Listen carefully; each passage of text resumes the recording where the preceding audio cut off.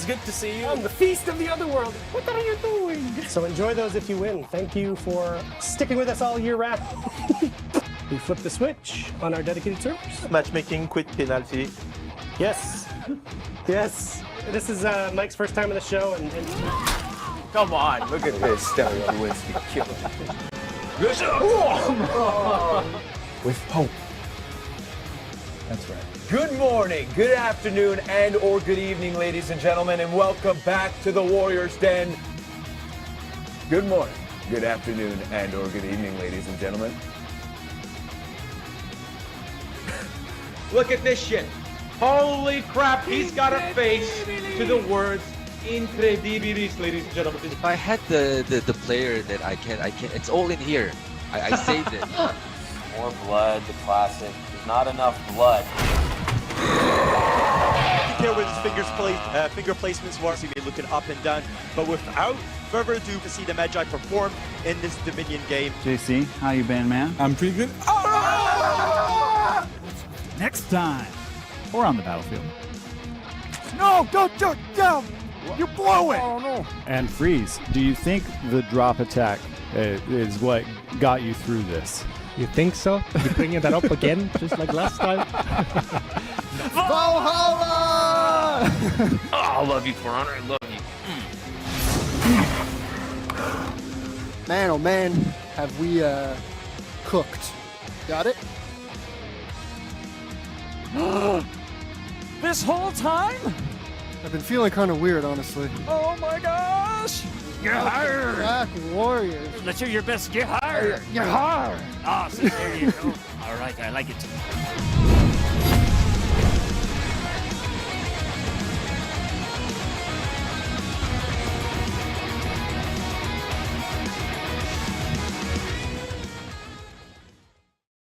Ancestors, I beg you, forgive me. Our defenses have been broken. They are inside the walls. All that you built, everything I cherished, will be annihilated. All is lost. Despair takes a hold of me.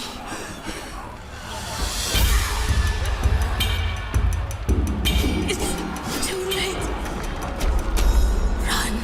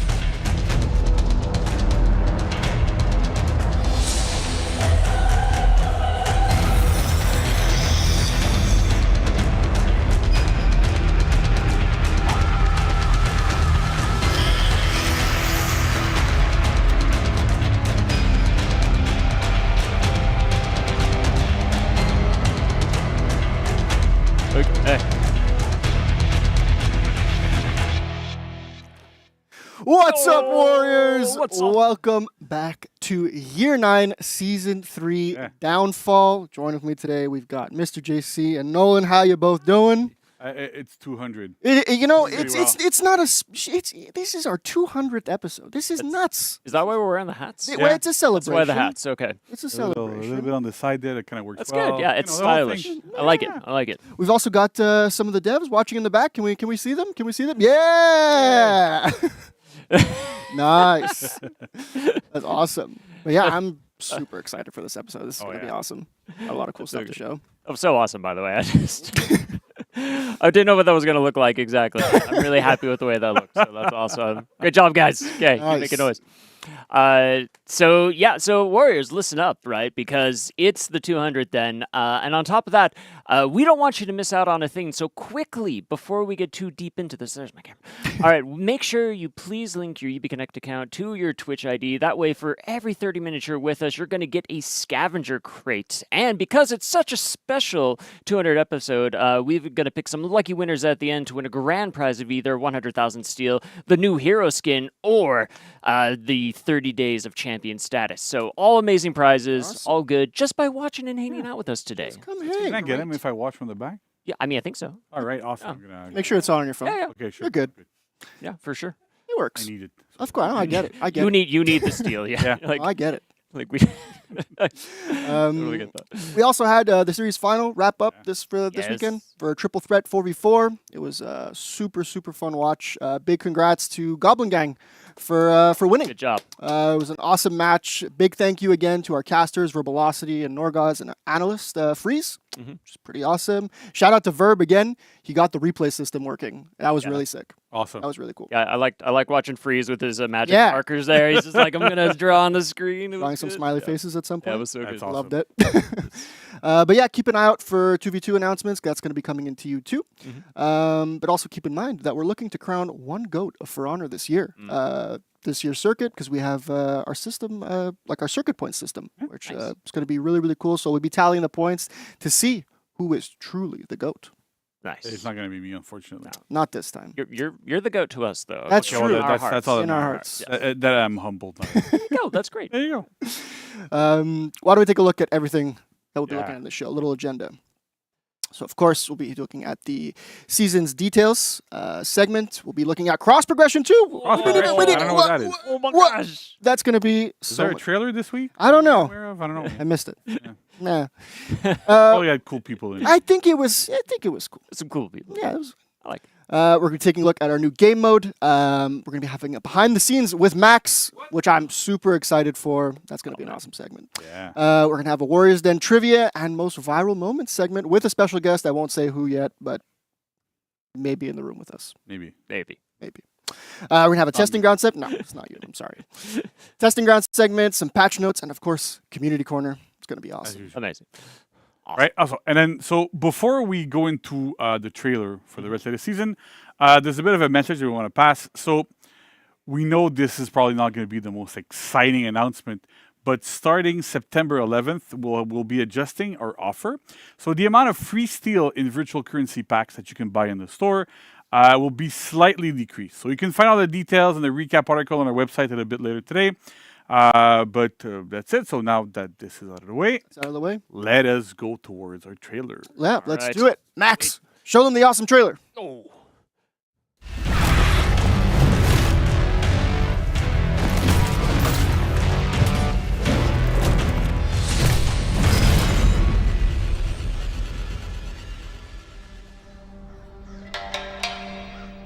Ancestors, I beg you, forgive me. I have failed you. Our defenses have been broken.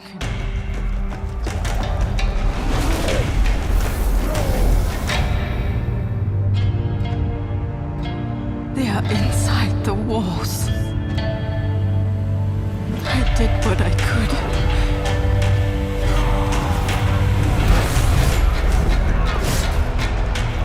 But it wasn't enough. All that you built, everything I cherished, will be annihilated.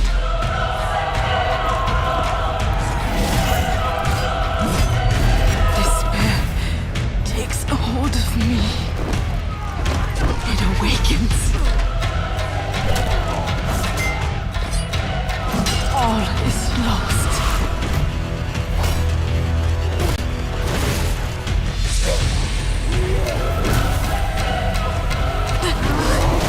It's too late.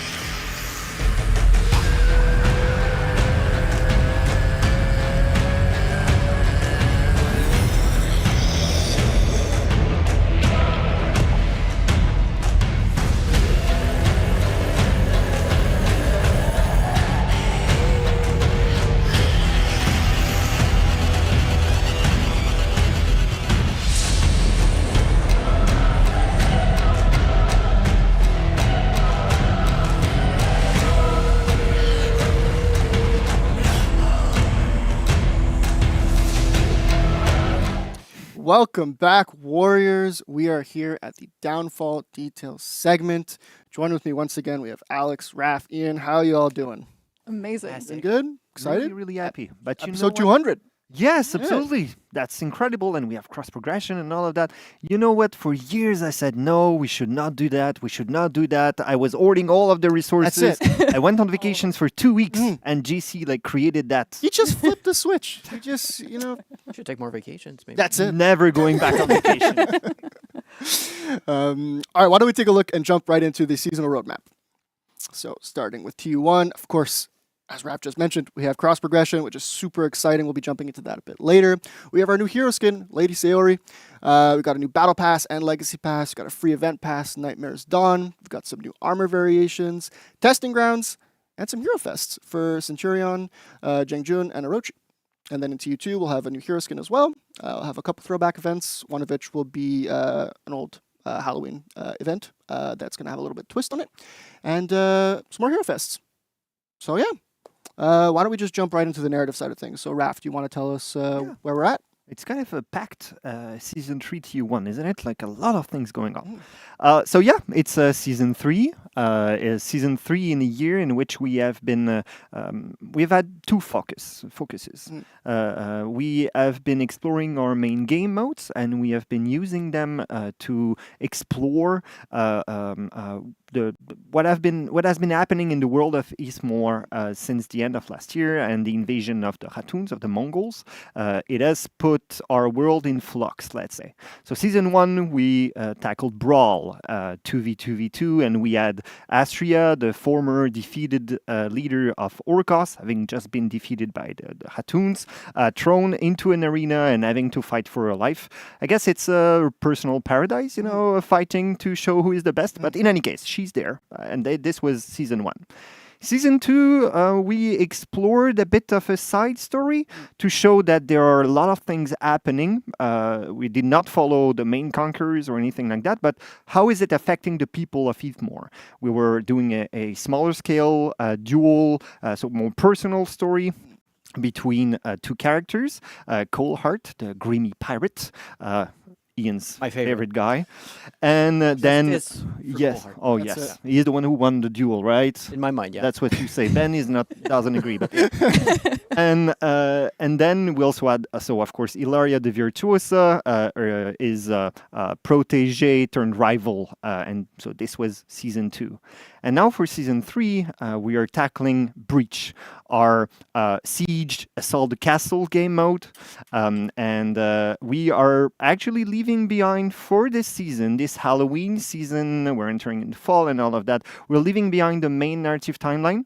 It will come back in season 4, but for now we're going back a few centuries ago, and we're exploring a kind of a real story twisted into legend, something that happened not long after the samurai arrived in Heathmore, arrived in the Mire, so they're not completely established. Some of the castles that you see in the main narrative timeline exist, but some do not. They are being built.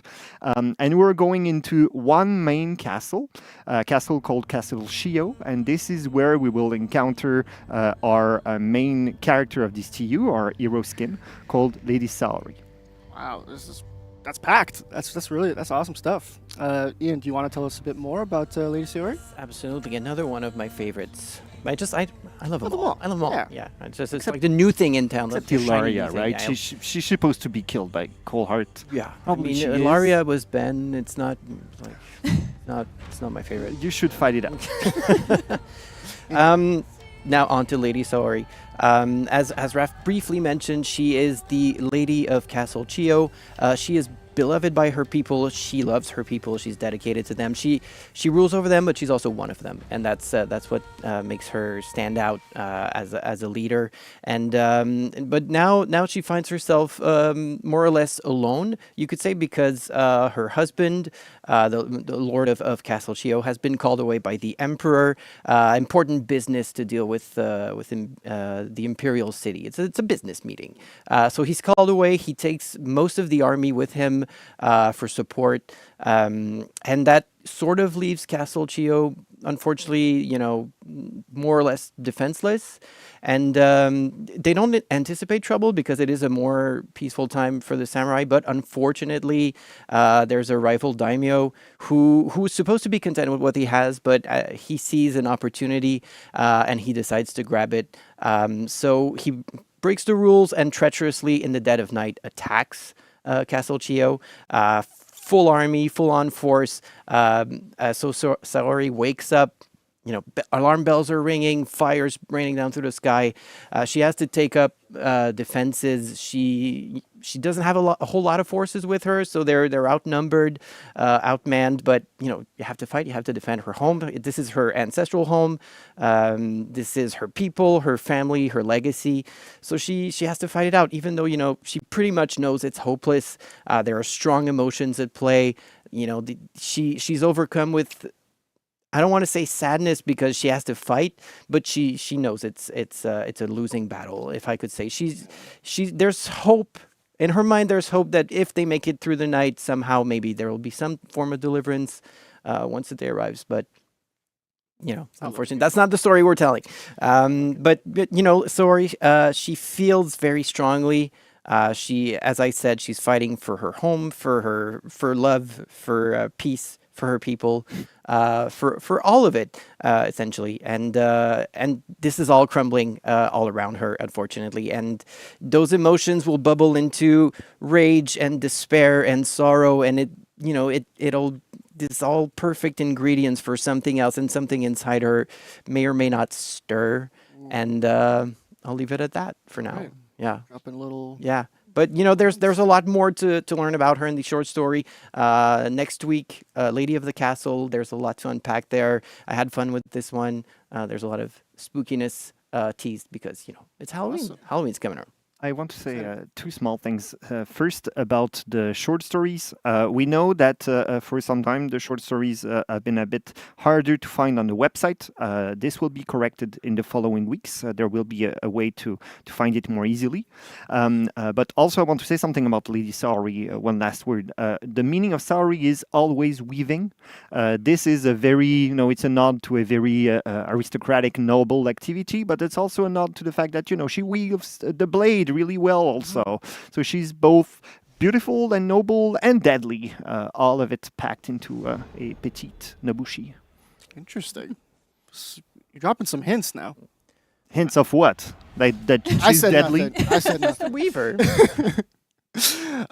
Thank you both for breaking that down. It's super exciting. Alex, you want to tell us a little bit about the fashion that goes into Lady? Yes. So she is a fine lady. She's weaving with both her blade and her loom, and her clothing really shows it. It is very flowing. There's a lot of fine detail. There's beautiful patterns, and this skin is especially special to us just because we tried something new with her. There is something that is bubbling up under the surface in her. She is desperate against these overwhelming odds that she's facing. She didn't want to have to fight this battle alone, but she is. And so when she starts getting to low health, something may start bubbling up. And right? She's not it'll yet show on her face exactly how There she's we go. feeling. So as her health gets lower, her eyes get bloodier and bloodier. Am I? Yes, her understanding makeup this runs. Her Crazy. veins become more prominent. Whoa. stirs. Something. Well, the emotions are coming out. Right. Right. There's also a lot of customization. Yeah, There's lots this of is colors that you awesome. can apply. This looks so great. Plus the bloody eyes. This is crazy. Yes. This is really nice. She's not having a good night. When you're crying tears of blood, you definitely know. Definitely. Awesome. Why don't we take a look at the Battle Pass next? Yes. So we got a bunch of stuff from the Battle Pass. Key art looks awesome. It does. So this battle pass, I would describe best as ominous. It still has that same sense of something is coming, something is surfacing. And this is something that you see in all of the woeful effects that are here. This is pretty. Yeah, it is pretty. Yeah. Ominous. Yeah. Pretty on the surface, something's happening. It is. It is. And the chair This slam. is- I mean, that's less ominous. Like on the first back. time Very we've done that. forceful. Speaking of less ominous. There was also a lens crack on the execution. It was beautiful. Which is pretty I sick. love when that happens. It's pretty sick. Oh, and So look at these here, weapons. the weapons really show that cracking, the splintering that's starting to come through. This is super, super nice. Rage bubbling up. Yeah. Anguish. As you can see, a lot of gods of fires, Yes. fiery divinities, also deities being represented from different factions too. Is that woeful pyroclastos? Yes. Am I saying that correctly? Yes. I'm. Aren't you Greek? I didn't want to, you know. Distant I don't want to show off, you know. I'm the one who can read Greek, but you can speak it, right? You're right. You're right. Why don't we take a look at the upcoming free event pass, Nightmare's Dawn. It's got a couple cool stuff you'll be able to play from September 11th to October 2nd, starting with the battle outfit, Horns of Katsuo. And Katsuo, if I'm not mistaken, is the rival That's daimyo? right. He's the invader. He's Okay. the one, ramming through the village. As you can see from his battering ram. Yes. Yeah. Yes, I see now. That really I mean, comes through in even- each of these pieces. Even Nightmare's Dawn, I feel like there might be a hint in that somewhere.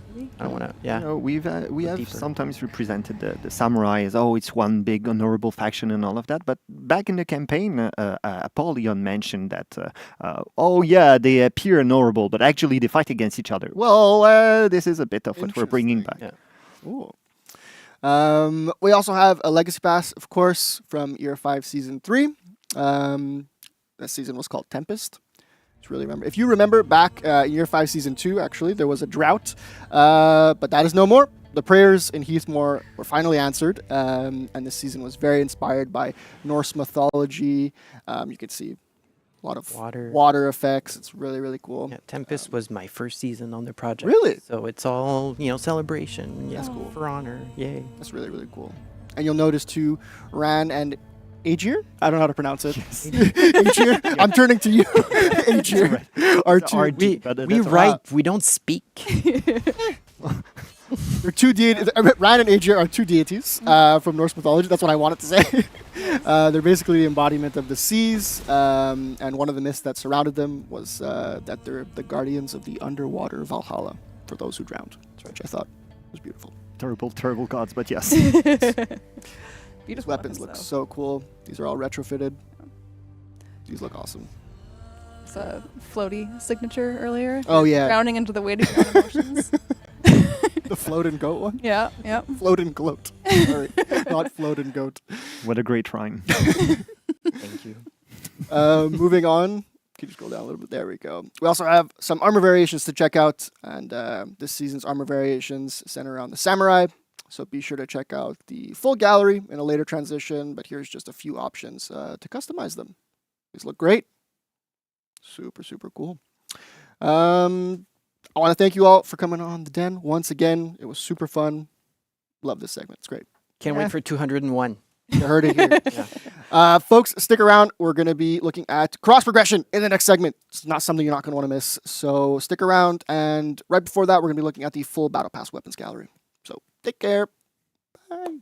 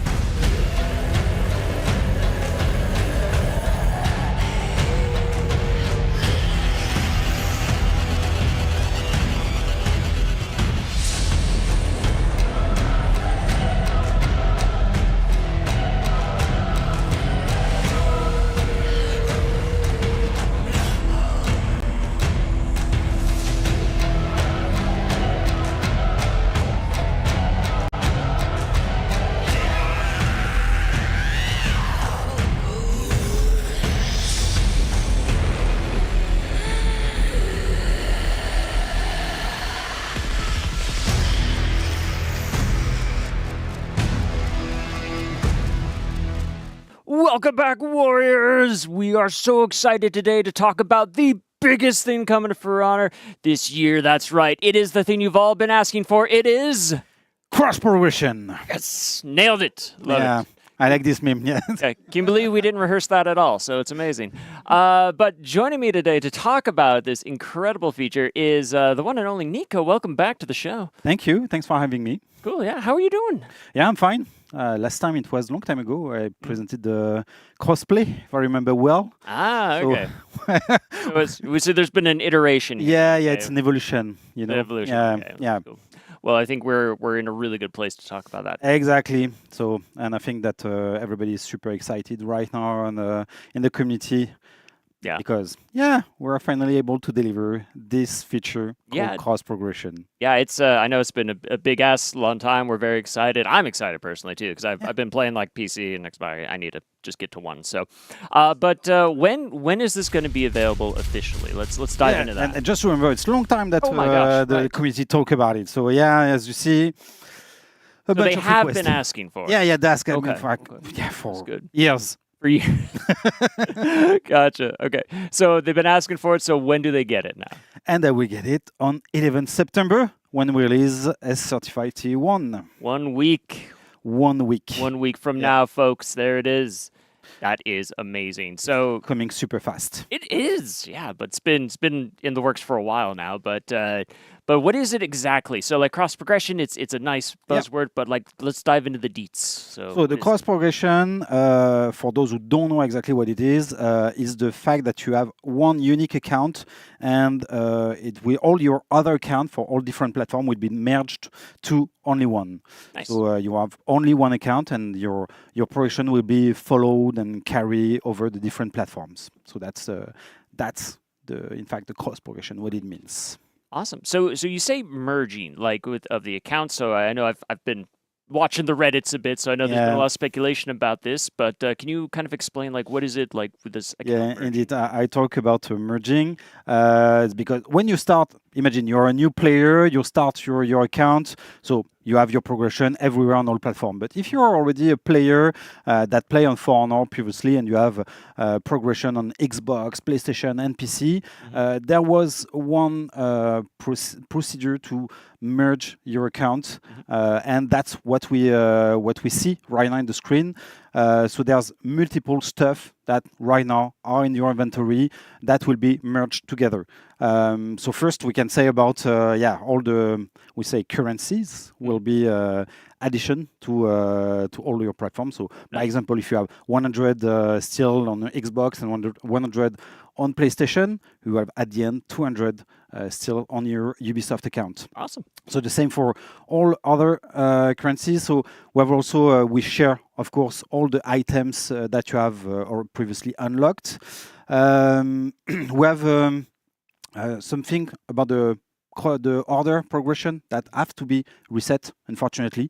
But we are also keeping the furthest progression for the campaign, tutorial, and battle pass. Nice. The battle pass will not be shared itself, just a slight difference. Okay. It will be still on your platform when you bought it, but the progression will be kept. So if you continue to play on Xbox, but you bought your battle pass on PlayStation, you will see the progression that you have made on Xbox in your PlayStation when you connect back on your PlayStation. Nice. And something very important: the last platform connected will keep your emblem of your last platform connected. So remember about it. And of course, must renown is kept for loadouts, and the skill rating will be merged from all your accounts. Wow. That's a lot. Yeah, it's a lot. It was a lot of stuff to do. You're saying it was a bit of work, right? Yeah, Just a little bit, yeah. Crazy. So what do I have to like link to make sure that it's good to go for next? Yeah, indeed. Right now with the cross progression, the link of your account is mandatory. Okay. It's already the case since the crossplay, but if you didn't play since crossplay, you have to link your account. And if you have multiple accounts, I mean Xbox, PlayStation, Steam account, you have to link them to your Ubisoft account right now. For that, there's a super FAQ that have been wrote by some technical people that have been published, I guess, on the website right now, and there's a lot of details about how it works and what required for the linking. You have a Ubisoft account management page also to explain how you can link your account and what kind of account how you can link your account of different platforms. Gotcha.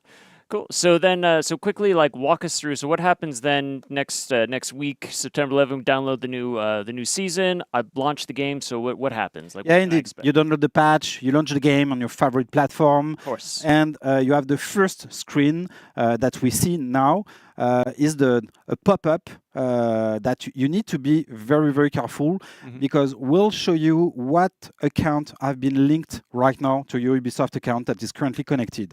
So if it's everything is okay, you just press continue. You will have the merging procedure, and finally you're logged in, and it's okay. You can continue progression on all the platforms that you have merged your account. Nice. If you don't know exactly, if you have any doubt about, okay, what's my exact account that I've been linked, what account I'm using, please go to the FAQ, read it, go to the Ubisoft account management and see what is linked and what is not, and add your accounts. Awesome. Cool. Well, very cool. And just in case, like, say something happens, there's maybe a little error. I clicked the button too quick because I didn't read it. Is there anything I can do in that situation? Yeah, we know errors can happen, but right now it's impossible to override it. So if you made a mistake, unfortunately, you can't go back right now. So there's still the Ubisoft customer support to help you. So you can ask to their support team. But that's why it's super important for you to read and to manage your account, to go to your account management to make sure that you have the right account linked to your Ubisoft account. Gotcha. Okay, very cool. So again, folks, just make sure you read the FAQ, seek it out, read all the things. It's like terms of service, right? Like everybody reads those all the time. Yeah, of course. So in this instance, like me. Yeah, I've always read all of them. But yeah, just read this one though for sure. Just so you're super careful and safe next week when we're linking all that. So amazing. It sounds awesome, and I love that all the stuff is going to merge, and it's going to just make playing across platforms so much easier. We'll continue your progression everywhere on all platforms, so that's super cool. Yeah, it's awesome. So thank you so much, Nick, for walking us through all of that. Now, it's been a long journey to get to this point. Do you have any special shout-outs? Oh yeah, of course. I want to thank the tech team right now. It's been a long journey to bring this feature alive. So it's more than 1 year of work for the tech team right now to bring this feature alive. So a lot of work. So I want to thank everyone on the tech team, but also for the support of the dev team. A lot of people around this feature have helped a lot the tech team. So thanks everyone to bring this feature, and I'm pretty sure that players will be super happy and the team can be proud of what they have made. Super true. Yep. So again, I'm excited. Thank you, Nick, and again, thank you everybody on the team for working so hard on this feature and bringing it in this season. And again, like, man, 200 episodes of Warriors. Yeah, 200, and can't wait to see next week. I know, yes, it's going to be exciting next week. So folks, all of that cross progression goes live next week. So again, make sure you read the FAQ if you have any questions, and look out for just the pop-up that comes up with the new season. Again, Nick, thank you so much for being here. In the meantime, don't go anywhere, folks, because coming up next, we're going to talk about the new game mode event, The Bitter End. So you don't want to miss out on that. And in the meantime, check out this really cool trailer for all the Legacy Pass weapons that are coming up. So stick around. We'll be right back.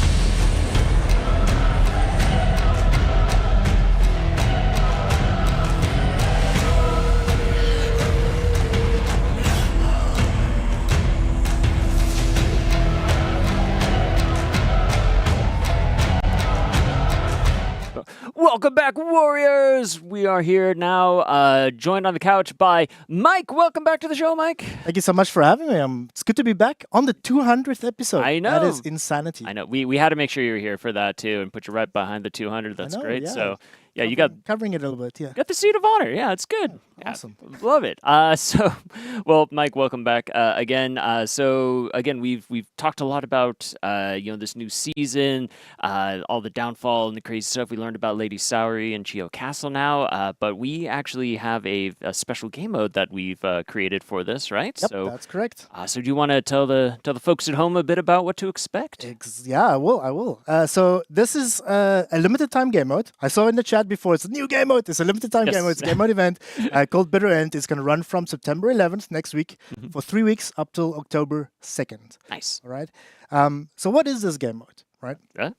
As you know, and as Raf had mentioned before, this whole year has been about theaters of war. So every season we're looking at a different theater of war, and this season is Breach. Nice. Now we know Breach is a game mode that takes a bit of time to play. It's a bit long. We tend not to throw those kind of long game modes into a game mode event.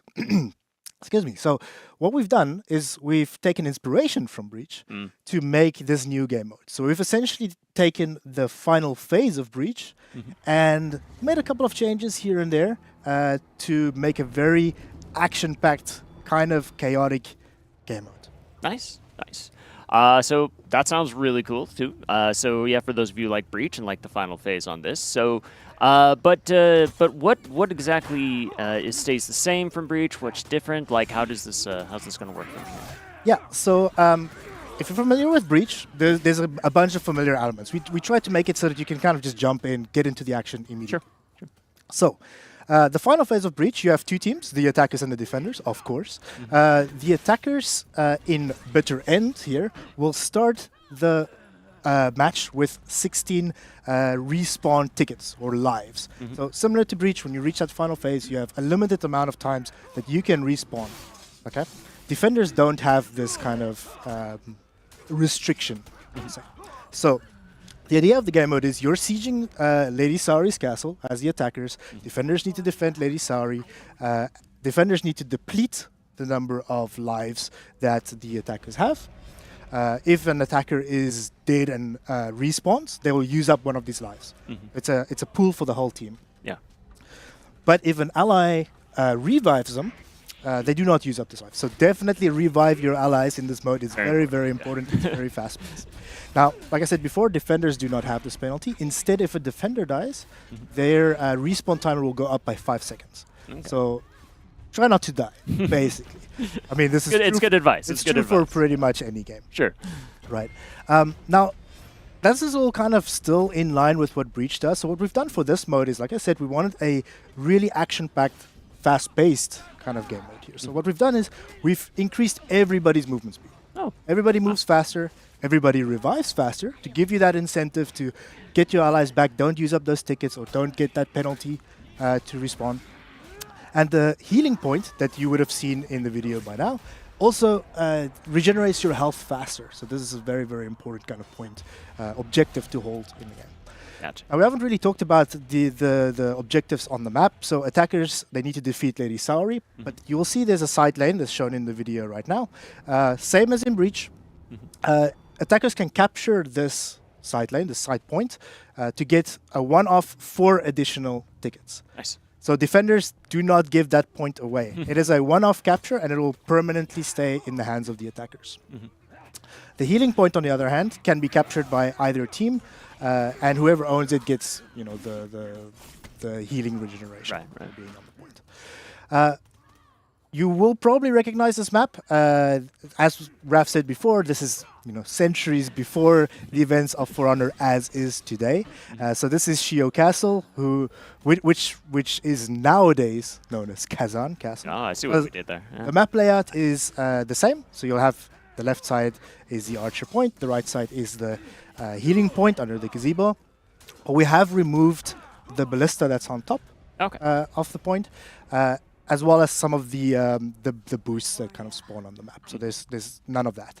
And finally, we have also removed feats. So this is purely showing your skill as these attackers to the castle. Can you defeat Lady Saori, who's the boss, who's the hero skin? You see her in the back right there. Yeah. And it's a Nobushi. So defenders, keep your Lady Saori, Nobushi, hero skin alive. Attackers, see what you can do. just see what you can do. Well, very cool, and that's awesome. Now, it's super interesting because you talk about you made things a lot faster here, right? So like movements faster, revives faster, healing zones are faster, like so a lot of faster. Very like a very turbo style mode kind of going on here. But I got to think, with the core elements of like For Honor, the gameplay, like how do you know when like you've reached a good medium with this? Like how do you know if you've gone too far? Like how do you approach that? That's a great question. So in design, you have this kind of concept of the 3 Cs, and that's an abbreviation that stands for character, controls, camera.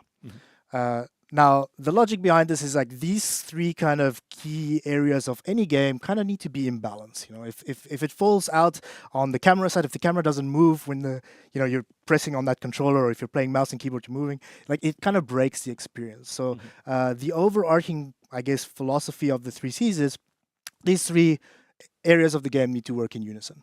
Now, as many of our players who've been here since day one know, in 10 years, this game has developed, and we've developed our 3 Cs to what it is right now. And we know kind of what works. So what that means more concretely is when we look at balancing or tuning or creating heroes, we know what the ranges are that kind of work. What is considered too slow? What is considered too fast? How does the camera interact with that? And does that fit the personality of the character? Is that something that a Shugoki would realistically do? Right. So we had these ranges kind of in mind. So in testing and prototyping the mode, we tend to go kind of really far. We were like, hey, let's just double the movement speed, see what happens, even though we know that's too far. Yeah. So we haven't done that for this mode. Just to be clear, you're not running twice as fast. But in testing, we have these anecdotes of Shugoki with his super sprint being affected by the double movement speed, and you see this big Shugoki run around, just zipping across the map. Exactly, zipping across the map. It's really fun, but as you look at it, you can see how it breaks the 3 Cs. The camera is no longer really working. Suddenly, Shugoki, who's this big warrior, is now this tiny and kind of like shinobi running around. The same kind of mechanic.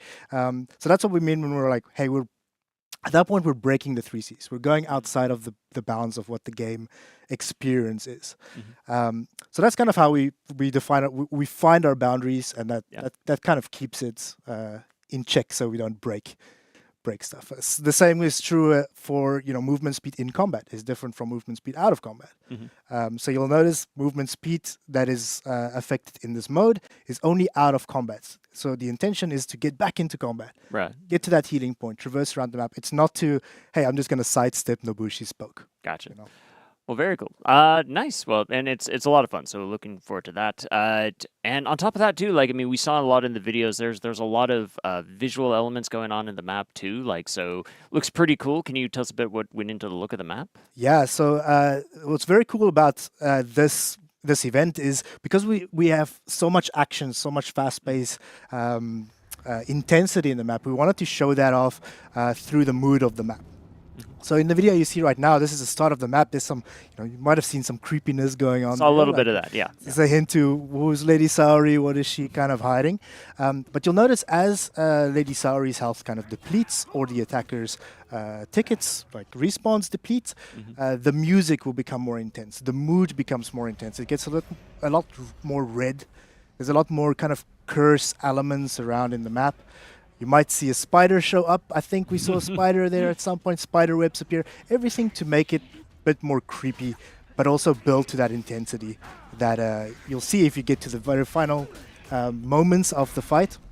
In the video right here, you can see how the mood has immediately changed from what it was at the start. So all of this to build intensity towards that very final moment in the fight. Super cool. Yeah. Looks amazing, and it's really, really fun to see like how that progresses in game. So very awesome. Cool. So I think that's about it. But do you have any like shout outs you wanna throw out to the team for yeah, this is a big feat. This is the first time that we kind of just took a game mode and cut it apart. So there were lots of teams involved as usual, of course. But I want to give a special shout out to the VFX and the audio teams for really getting that realization to work, as well as the tech design teams who helped us actually realize all of this, because Breach is a complex beast, especially if you're starting to pick apart pieces from it. They did a lot of work to squash bugs to make sure this mode actually works. So there's special shout outs to those people, but of course the entire team. We had so many play sessions with so much good feedback that we could iterate on to actually make this mode. So nice. Good job, everybody. Awesome. Well, cool. Well, thank you, Mike, so much for coming on and talking about the Bitter End mode. Folks, you at home, if you're excited to play this, check it out. It's going to be live starting next week, once again, from September 11th to October 2nd. So get in there, check it out. It's a ton of fun. Coming up next, though, we have a very, very special segment with a very, very special person behind the camera all this time for us. So Max is already dancing. He's excited in the back to come on here. So don't go anywhere, because we're going to have a fun segment with that. In the meantime, check out this cool video for all the armor variations for the samurai, and we'll see you real soon.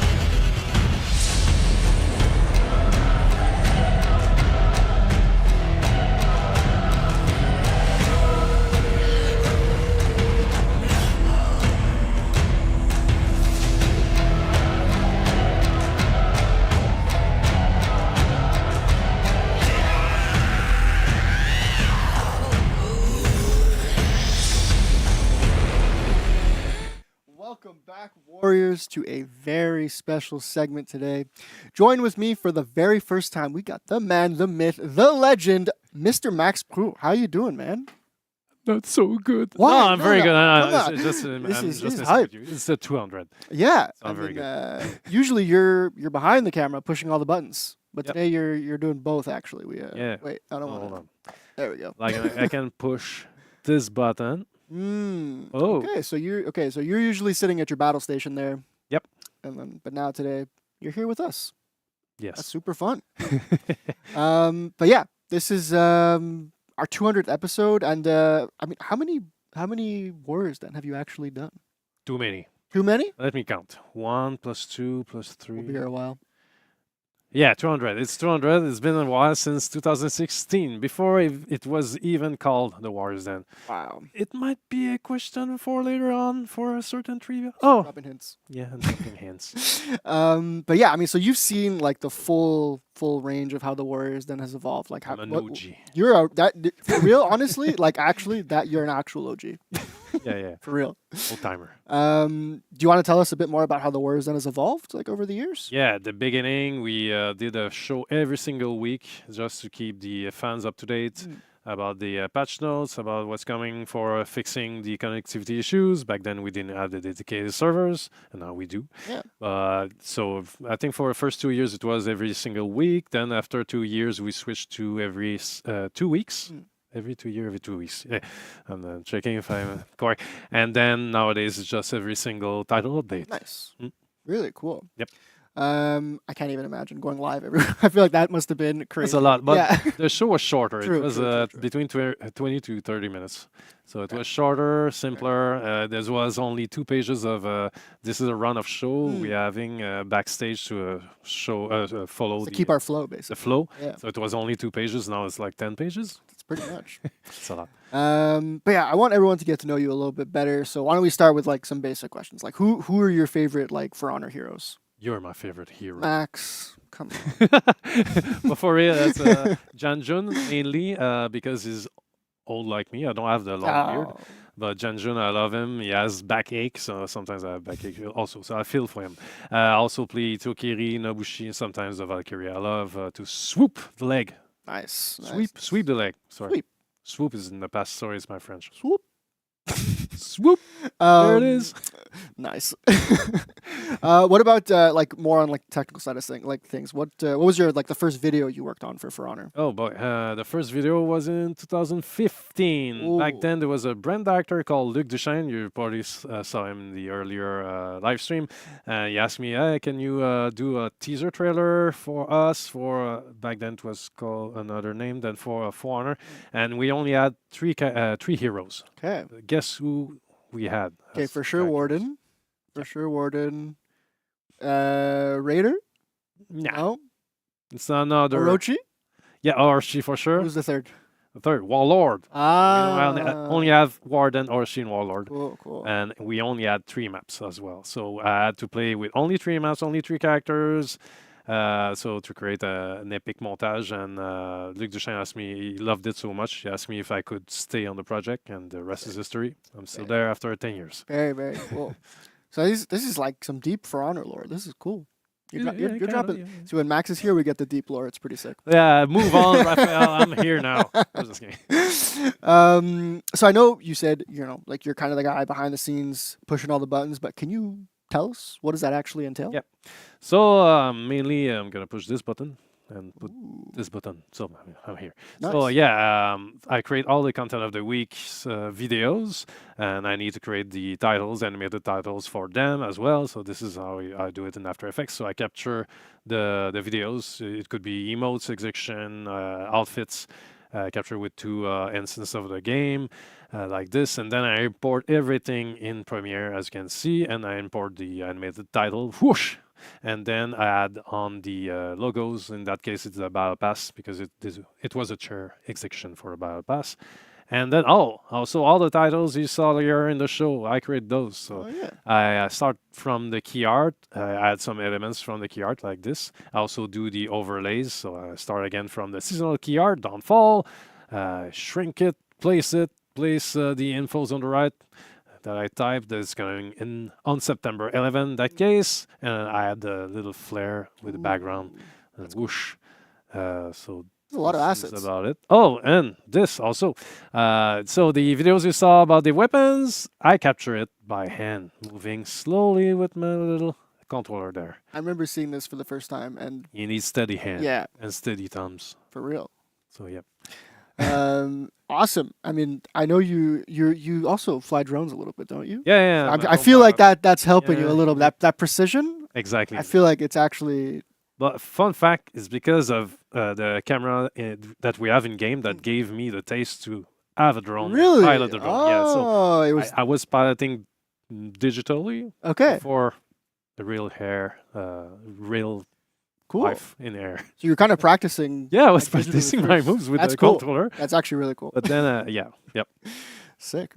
Did we go over the beauty shot video? Oh yeah. Let's see I'm those. also in charge of this kind of video, so I rotate around the character. It's mainly all done by hand, and I pull back to give a good view of the hero skin, or I capture the maps like this. I can put myself picture, and there we go.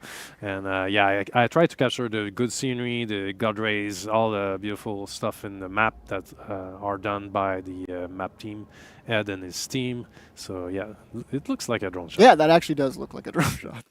So this Cool. is what I do. So I mean, so you've done so many Warriors Den, you worked on so many seasons, but do you have a favorite season that you like to work on? I'm gonna give you a hint. Ooh. Oh my. Yes, Halloween. Halloween is my first season because I love to add the little jump scare at the end of the show. This is me. So you're the one that I have to blame for all my nightmares. Yes. Essentially. Yes. Not the spider. I didn't add the spiders. Spiders are not on me, but the jump scare. The jump scares? All right. Cool. And you also worked on the 200 Oh, yeah. At the beginning of the Yeah. show, you saw the little montage, the 200 montage. So this is me also. So once I have everything captured on my desk, capture all the elements, videos, titles, overlays, and everything, I go in this room, in Vigé. I open the door, open the lights, the main lights, boom, and I make sure all the cameras are on the proper settings. Then I sit down, I open the light. It's very, very important. And then I use the software called vMix to import everything that's related to this current season. I check if everything is in there according to the run-off show. And then I punch every single assets to see, to hear, if the audio levels are correct. But we have a technician back there, Nicolas, to check if the sound is good during the show. So then I check every single buttons on the stream deck. And when everything is ready, I press the button saying, en onde. You know what it means, en onde? Tell us. It means we're live. We're live? We're So actually There's a live. red light inside the room and there's a red light outside, so people know to not open the door suddenly in the middle of the show. Fair enough. I don't want to distract anyone. I don't want Yves Guillemot to barge into this game. So do you want to give any shout-outs before we head out? Yeah. I want to thanks Catherine for providing us the beautiful animation we have in the PowerPoints. It's coming in Testing Grounds, the segment and patch notes. You're going to see. It's done by Justin, but the animation is done by Catherine. Also, thanks to Manu for helping us when we have a build to show live. It's Manu taking care of everything build related. And thanks to the marketing also for helping me. To you, of course. everyone, We're all to working create on it this together. show. And thanks to the fans. Of course. Where's the there? there's The fans back there. Thank you so much. I'm doing the live stream. I've been doing it for 10 years for you. So, yeah, I love reading the comments after the show because I don't have time to read it during the show, but yeah, I love it. You're pushing all the buttons. Yeah, I'm busy, man. Oh, you want to try something? I mean, I was talking about this. Can I press a button? Yeah. I can press any button? Almost any button? Oh, hey, oh. No. Hey, all right, my bad, hold my on. bad, It's my not bad. done yet. My bad, Oh, not this one. It's the only one you couldn't press. All right, Come on, man. It was calling my name. It's not written your name on it, though. All right. Well, Max, I want to thank you so much for coming on the Warriors Den. It was awesome talking to you. You should definitely do this pleasure. again sometime. Yeah. I'm glad you're able to showcase, everything you do, because if one thing is for certain, the show is not possible without you. So thank you so much for doing this. It's awesome. But I have to send you back to your battle station now. Oh, come on. I want to stay there. You can stay here to the end of the segment. Okay. All right. Coming up right after this, we're giving you some more chances to win some cool prizes in a trivia segment. So the way to win is to answer the questions in chat. So make sure you're on the For Honor Twitch channel, because you're watching on the Ubisoft channel. So come over here and participate. It's going to be awesome. Yep. And if you want to watch the intro again, they might have some hints in there. So this is the knowledge we need. Yes. All right, folks. We'll see you in the next one. Bye. Hold on. I need to punch in the transition. Hold on. This is Max doing. Okay, I'm punching it. So see you another time.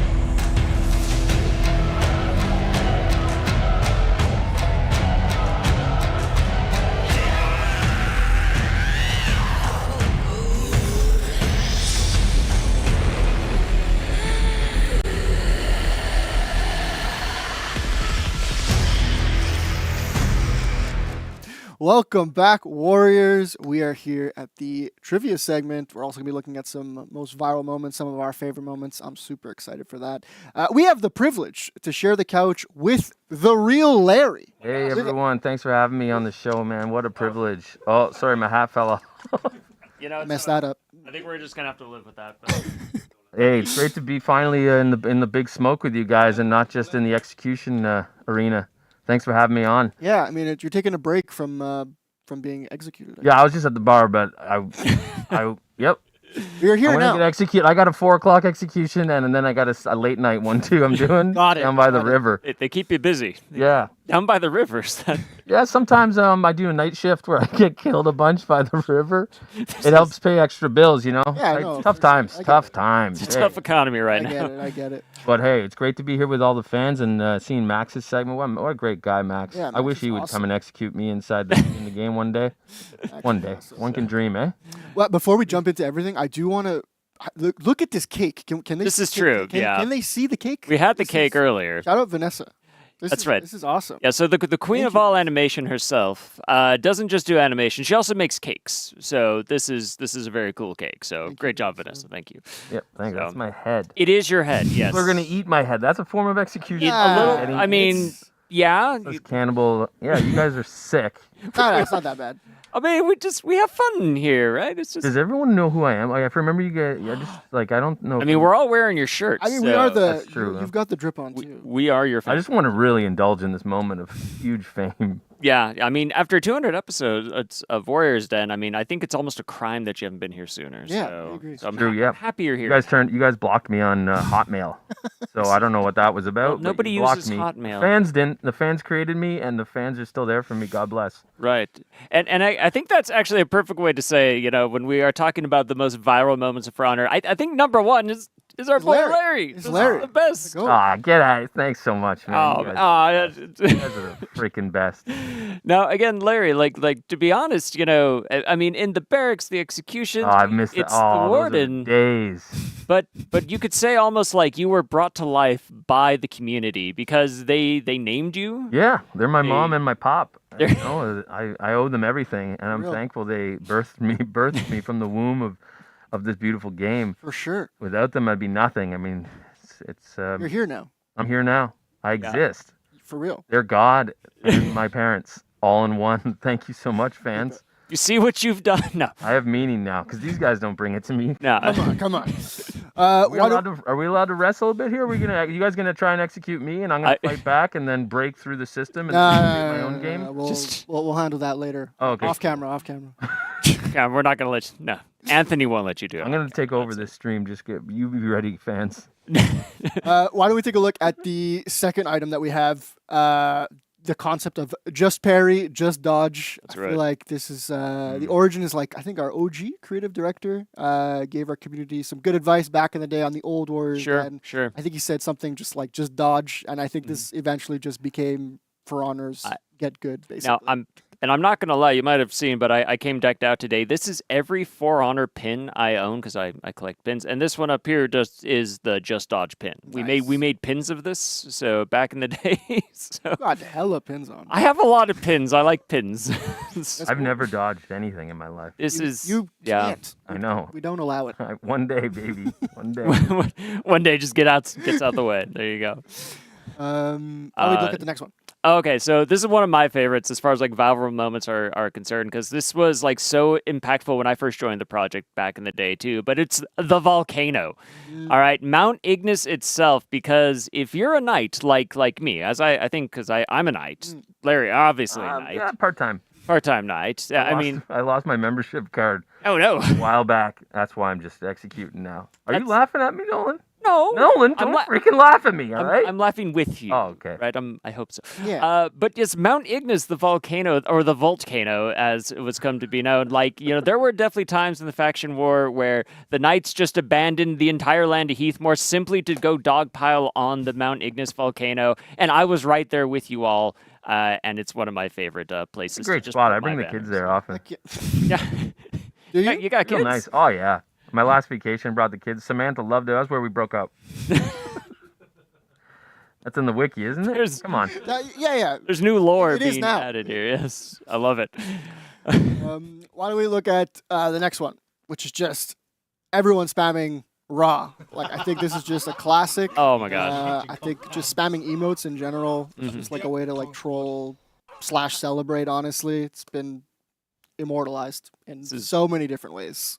This is very true because, like, honestly, with the origin of this, Conquerors, like with his rah rah rah. I mean, it was like his default emote at the we launched the game with the perfect emote. Yeah, true. It's And awesome. you just like, does any Conqueror player even switch that one? I don't. Has someone done a Rah Rah Rasputin sort of homage video? Honestly, probably. I guarantee. I hope so. Is that a stupid joke? Is that I'm No. an idiot. No, That's I a mean, stupid joke. no, Larry, I'm no. a dumbass. No, Larry, no. Fire me no. right now again. We would- we I need quit. you. I'm We quitting. We Fire can't- me, man. No, I need No, this. we need. Fire me. Listen, man. All right, this is like we're about to. It's just like vacation. God damn it. We're not letting you off the hook that easy. No. All right. Fine. Oh man. Why don't we take a look at the last item? Oh before we yes, head into and of trivia? course, yeah, because funny sword game that For Honor is one of the other things we are renowned for is our for fashion. So Oh yeah. yes. Look at that. the community loves the fashion of the game, and we have even created like multiple assets over the years just to help celebrate fashion, like a catwalk podium and all these things. And it's great. And again, all of us here are leaning out in our for fashion in RL here, right? Yeah, frick yeah. These are those are the runways of Milan right there. Yeah. I used to be a supermodel actually before the accident. Before. Yeah, that's where I wear the helmet. Is that? Well, you look good in the helmet. Thanks, man. Yeah, it's very You see defining. my tan? It's summer. I tanned. Yeah, I see it. Yeah. Just right through Thanks, the man. slits. Yeah. there, Thanks, guys. Hey, That's sorry about good. earlier when I got really worked up. There. No. Oh, it's you know, okay. I just have a lot of issues I going get on. it, honestly. Yeah. I got a ton of issues. Being exact, like you're being exact. Like, I can't say that word. Executed. Murdered. Yeah. Yeah. Murked. I've been murdered a lot. You get used to it. Murked, It's fun. Yeah. But If anyone wants to get murder me, just e-transfer me $20 at Larry Cool Guy Execution Time 69420 at yahoo.ca. We got it. And you come execute me anywhere. Montreal area, ideally, but I will take the train. just within the travel distance of the Yeah. train. I like it. It works. Oh boy. So those were some of our favorite viral moments. What was your favorite? Like, folks out there, post in the chat what your favorite viral moments are. Just we love all of them. There's so many to list. We just picked like our top Yeah, five, these are our but favorites. I'm sure there's there's bunch plenty that we more. So missed. many. Such a great community. Yes. Beautiful Real. community. Yes, exactly. Should we move on to the trivia part? Oh, that's right. Yeah, yes, we got some trivia. yes. Ooh. So, I'm stupid, just to be yeah, clear. this is our 200th Warrior Den special. We have a little trivia game that we want to play. So make sure you're on the For Honor game main channel. And basically, the first viewer to guess the right answer wins. You win that round. I mean, there's going to be a bunch of They questions. win the night with me? Unfortunately, I don't think we can I don't afford want to that. overpromise there. Don't want to overpromise. No, but yeah, the viewer who does get the right answer in this, and again, we're gonna have multiple choice, so it's not just a letter. You have to actually post the answer. But they're gonna win a prize. It's 4 XP boosts, a scavenger crate, 3 days of championship status, and if we ever find in case we run into a tie with this process, we'll be picking the winners based off of that random. So yeah. So we'll pick that out. So I think we're ready to start. Let's do it. So Warriors Den 200th episode trivia game. Let's get into Let's rock it. Okay. Question 1. What year did the very first episode of The Warriors Den air? We'll give you like 10 seconds. I feel like we need to fill this. Did we plan out how we're going to fill this dead air during those 10 seconds? so. I don't know, guys. I mean, for sure, I'm guessing. And the answer is? That's when I was born. C. 2017. 2017. Yeah. Wow. That's pretty cool. Larry, you want to read the second one? Question 2 is who was the very first DLC hero ever revealed on a Warrior's Den? Was it A. Shigoki, B. Centurion, C. Shaman, or D. Highlander, aka my dad? But I thought the community was your dad. Sorry. Truth's out. Truth's out. My father was a Highlander. He slept with the entire community. They gave birth. Whoa. And the answer is? Cut that part out. Well, we're live right now, so. Oh, whoops. So what's the answer, Larry? Highlander's not my dad. Centurion. Centurion. D. Oh, goodness. Okay. Question 3, folks. Who is the music composer that we've invited onto the show multiple times? He's been on 3 times now. Is it A, Taylor Swift, B, Berserked, C, Berserked, I'm sorry, C, Amon Tobin, or D, Luke St. Pierre? Gotta be Swift, It's right? for sure A, but is it's it- up to you, community. I think we would have known if choice, but if- I can tell you right now, it's A. Yeah, if Tay was here, we might have missed that. But no, the answer is D, Luke St. Pierre. So there you go, folks. Moving on to question 4. When was the Warriors Den wooden set introduced for the very It's first right time? here. So this set right here. Right. That's Is a it good oak. May This 10th, is good, yeah. 2018. Is it B, April 1st, 2017? Is it C, December 25th, 2019? Or D, July 4th, 2018? I'll give you 5 seconds. 4, 3, 2, 1. And the answer is May 10th, 2018. I feel like those other 3 are a bit of red herrings there. Yeah. But you I should see give what you it did there. May 10th a holiday now, I think. True. Call Yeah. it Larry's Day or some shit. Larry- That works. Something. Are you trying to get out of work again? Is that what's going on? Come on, man. All right, so question 5 is, what fruit did Nolan eat that cursed him? Was it A, watermelon, B, peach, C, banana, or D, strawberry? Tough call. All great fruits. This is true. But at some point, one of them is the one that cursed Nolan. Poor Nolan. It happened. I know. It's okay. Thank you. One day we'll break that curse. One. It's definitely not today. And the answer? And the You got to give is the answer. B, peach. It was a Nice. peach. Yes, that was also in Max's montage at the beginning of that. So it was a really good peach, though. Those were amazing peaches at the start of the show. So, alrighty. So, folks, next question. Question 6. How many playable heroes are there in For Honor as of Year 9, Season 3? Is it A, 28, B, 30, C, 36, or D, 37? All right. You like 3, 2, Great number. 1. I love all those numbers. It is D, 37. 37. With the Virtuosa. All right, this next one's easy. Okay. It's this. If you don't get this one right, come on. Okay. All right. Who is backstage pressing all the buttons since the very first Warriors Den? Is it A, Max Prou? Is it B, me? C, Nolan? Somehow or D, Anthony's JC? Gotta keep at it. I will give you 3 seconds to answer Flexes this. his ass to touch the 3, keypad. I don't know how I'm going to get over that. 1, and the answer is A, Max Prou. That's right. I feel like we had a whole segment about him, too. We did. So nobody should have gotten that one wrong. Okay. All right. Question 8. The testing grounds are meant to do what? Is it A, preview story content, B, experiment with hero reworks and balance changes, C, show unreleased animations, or D, tease upcoming hero weapons? All right. Give you all like a couple seconds. This is easy for me. Easy What do you think it is? Experiment with hero reworks and balance changes. I do that all the time. You're correct. It's B. Oh, I got it right. You got it, Larry. See, I'm not Got just a it. pretty face that gets executed. I'm a pretty face that knows his shit. There you go. But that's good. All right, question 9. What is the usual time slot for Warriors Den episodes? 6 p.m. EST, 12 p.m. PST. Just joking, it's still EST. These are all 3 p.m. Newfoundland time. That's a Canada joke. Just joking, still EST. 11 a.m. EST. Which one of those great times? All perfect times to go to the bar and hang with your friends and complain about your life.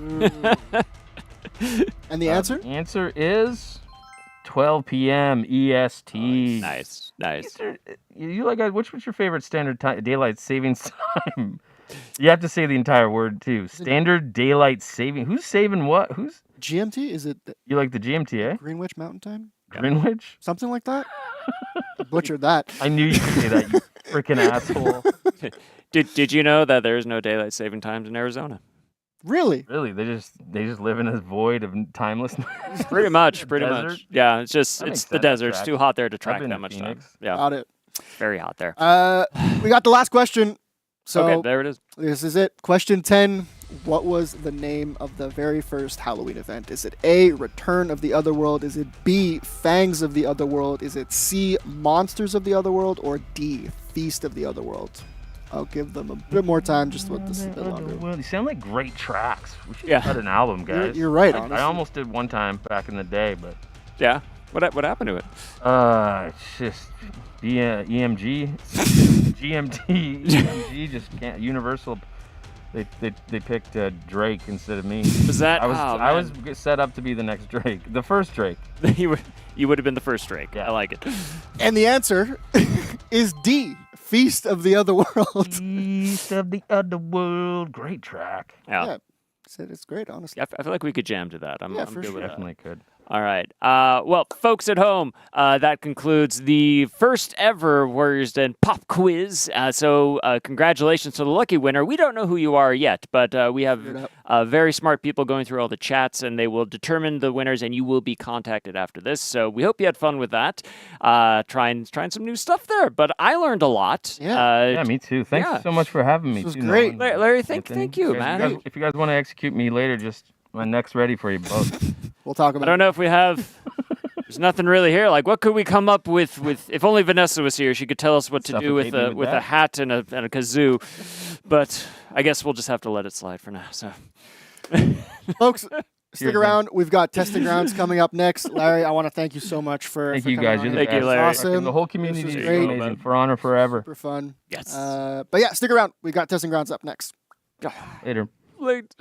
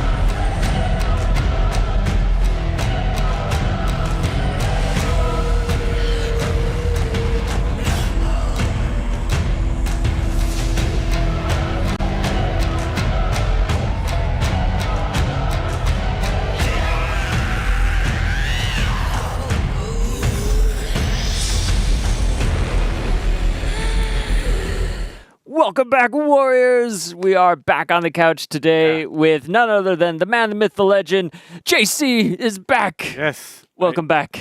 Thank you. I'm sitting in the back there and I'm watching Larry. He's my personal hero. He's so good. And so I don't know how to follow this. So we'll do what we can. We in honor of Larry, which again we're sporting the shirt. I mean, like there's a reason why. I'm his biggest fan, literally. So it kind of works. That's so good. Yeah, it was so good having him here.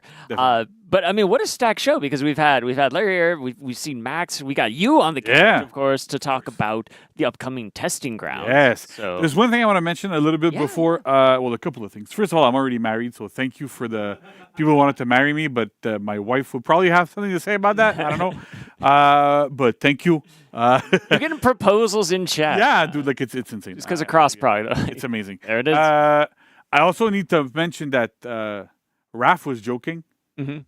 Just to make it clear, just so it's super clear, like we're kidding around constantly and everything. It's okay. Raph is joking. Raph wanted cross progression too, just like everybody else. wanted cross progression for the longest time, and it's not always the easiest thing to get to happen. So super happy it's in. That's great. Really good. Also, regarding cross progression specifically, so there's been a couple of questions I've seen in chat. There's two that I want to address, like very, very specifically. One being that people were asking, let's say I have like a Rep 90 Lawbringer on like Xbox, right? And I have a Rep 20 Lawbringer on PC. When they merge, what's going to happen, because we add up the reputation levels together up until the hero's cap. So if you had like 245s, they're going to go to 90. But if you had like an 80 and a 20, it'll go up to 90 as well. So that's the thing to know. It's like it's really, really important that, like, I know some people it wasn't super clear for them, so I wanted to make sure that it was a lot more clear for that. Gotcha. And then everything else, like your progression, your currency, everything kind of merges together into one specific spot. So again, I think Nico did an amazing job, and there's a great fact. But just like these two questions kept coming up and up and up. So I wanted to make sure I would address him, give him like a bit of a break too. Sure. It's not always the easiest thing there, but that's great. Awesome. So now we can talk about testing grounds, right? Nice. So testing grounds this time, we're focusing on feat reworks for 4 heroes this time. Right? We kind of learned our lesson where we had only 1 hero. So we're doing 4 at a time. It'll give players a bit more stuff to dive into. The thing I have to note here is the tech that we have for testing grounds is amazing, but unfortunately it can't apply to bots. So because of this, the bots, like, you can't really play against bots for these heroes that have those feats. So you really have to play with other people in PvP to, to test out the bots. Or you go into PvI and you play yourself with the hero to test out the bots, the feats rather. But that's kind of like, it's a little bit of a limitation that we have, but it's still testable, so that's great. Okay, so let's get started. So we have Centurion. Oh, nice. Front and center. There you go. So we have all new feats for Centurion. So let us have a quick look at them. First one is Amplified Roar. So this is a pretty simple one. It's a passive feat that when you deal the 3rd hit of Lion's Roar, so guard break into light, it always unbalances your opponent every single time. It's a feat, so it doesn't really happen in duels. But that's part of what we're like, well, what can we do to make Lion's Roar a little bit more interesting? It's good there. Now, again, I want to stress this because it's testing grounds. And I know people are probably right now, it's the most insane guard break punish ever. Haymaker won't be there anymore, so you don't have to worry about that. But also, like, the damage on Eel's Talon that you get after somebody unbalances, we know it's probably going to be too high. What we're testing is the functionality of this. Right. And if it does end up being like, it's enjoyable, people like it and whatever, and it does go to live, then for sure we need to address other parts in terms of balancing to make sure everything's okay. There's a lot of venues we can take, but really, like, we want to test the functionality of this in a little bit more of a vacuum. So we know that Eel's Talon is going to deal a bit too much damage off of a guard break off of this. We're well aware of it. You can still mention it if you want to, but that's kind of like, that's a big part of that. Sure. Next up, we have Eagle's Windfall. So this replaces Haymaker. Oh, very importantly. So what it does is after you land an Eagle's Talon, you reduces your enemy's attack, like the enemy's attack, and increase your ally movement speed. So it's an AoE, right? So as soon as you land Eagle's Talon, an AoE spawns under you. Any enemy caught in this will deal less damage, and any ally caught in it is going to get an increased movement speed. So this kind of it's a twofold thing where if you use it in a gank situation and that kills your opponent, your allies that are really good with you, we go, cool, we can rotate to somewhere else really quickly, or actually a little bit faster than usual. And if you use it in a situation where you're outnumbered, it'll give you more survivability. So really the idea is what we wanted to make sure that like it kind of had a two-pronged approach to how do you make it more interesting. And it's part of how do you make Centurion want to do Eagle Talon like more often than what it used to be. Gotcha. Third feat is Vainglorious Pugio. So again, theming with Eagle Talon a little bit here. Indirectly, but still. So it's still like Pugio that we have before, where it kind of like it binds, it pins your opponent. But if you perform a front dodge kick, so front dodge bash with Centurion on an opponent that you have Pugioed, they will fall to the ground, and then you can get an Eagle Talon again. So again, merge mixes in with all of this sort of stuff. The damage might not be, again, like I mentioned for Amplified Roar, the damage is not like super balanced here. The idea is not to balance the damage, is to see is the concept interesting, and then we can figure out the rest of the numbers around it afterwards to get something interesting. So again, so these three feats really play around Eagle's Talon, which is awesome. Nice. But then for his fourth feat, we're doing something a little bit different, which is Refined Phalanx, right? So normally Phalanx just gives an ally, like it gives all your allies a shield. It's pretty good.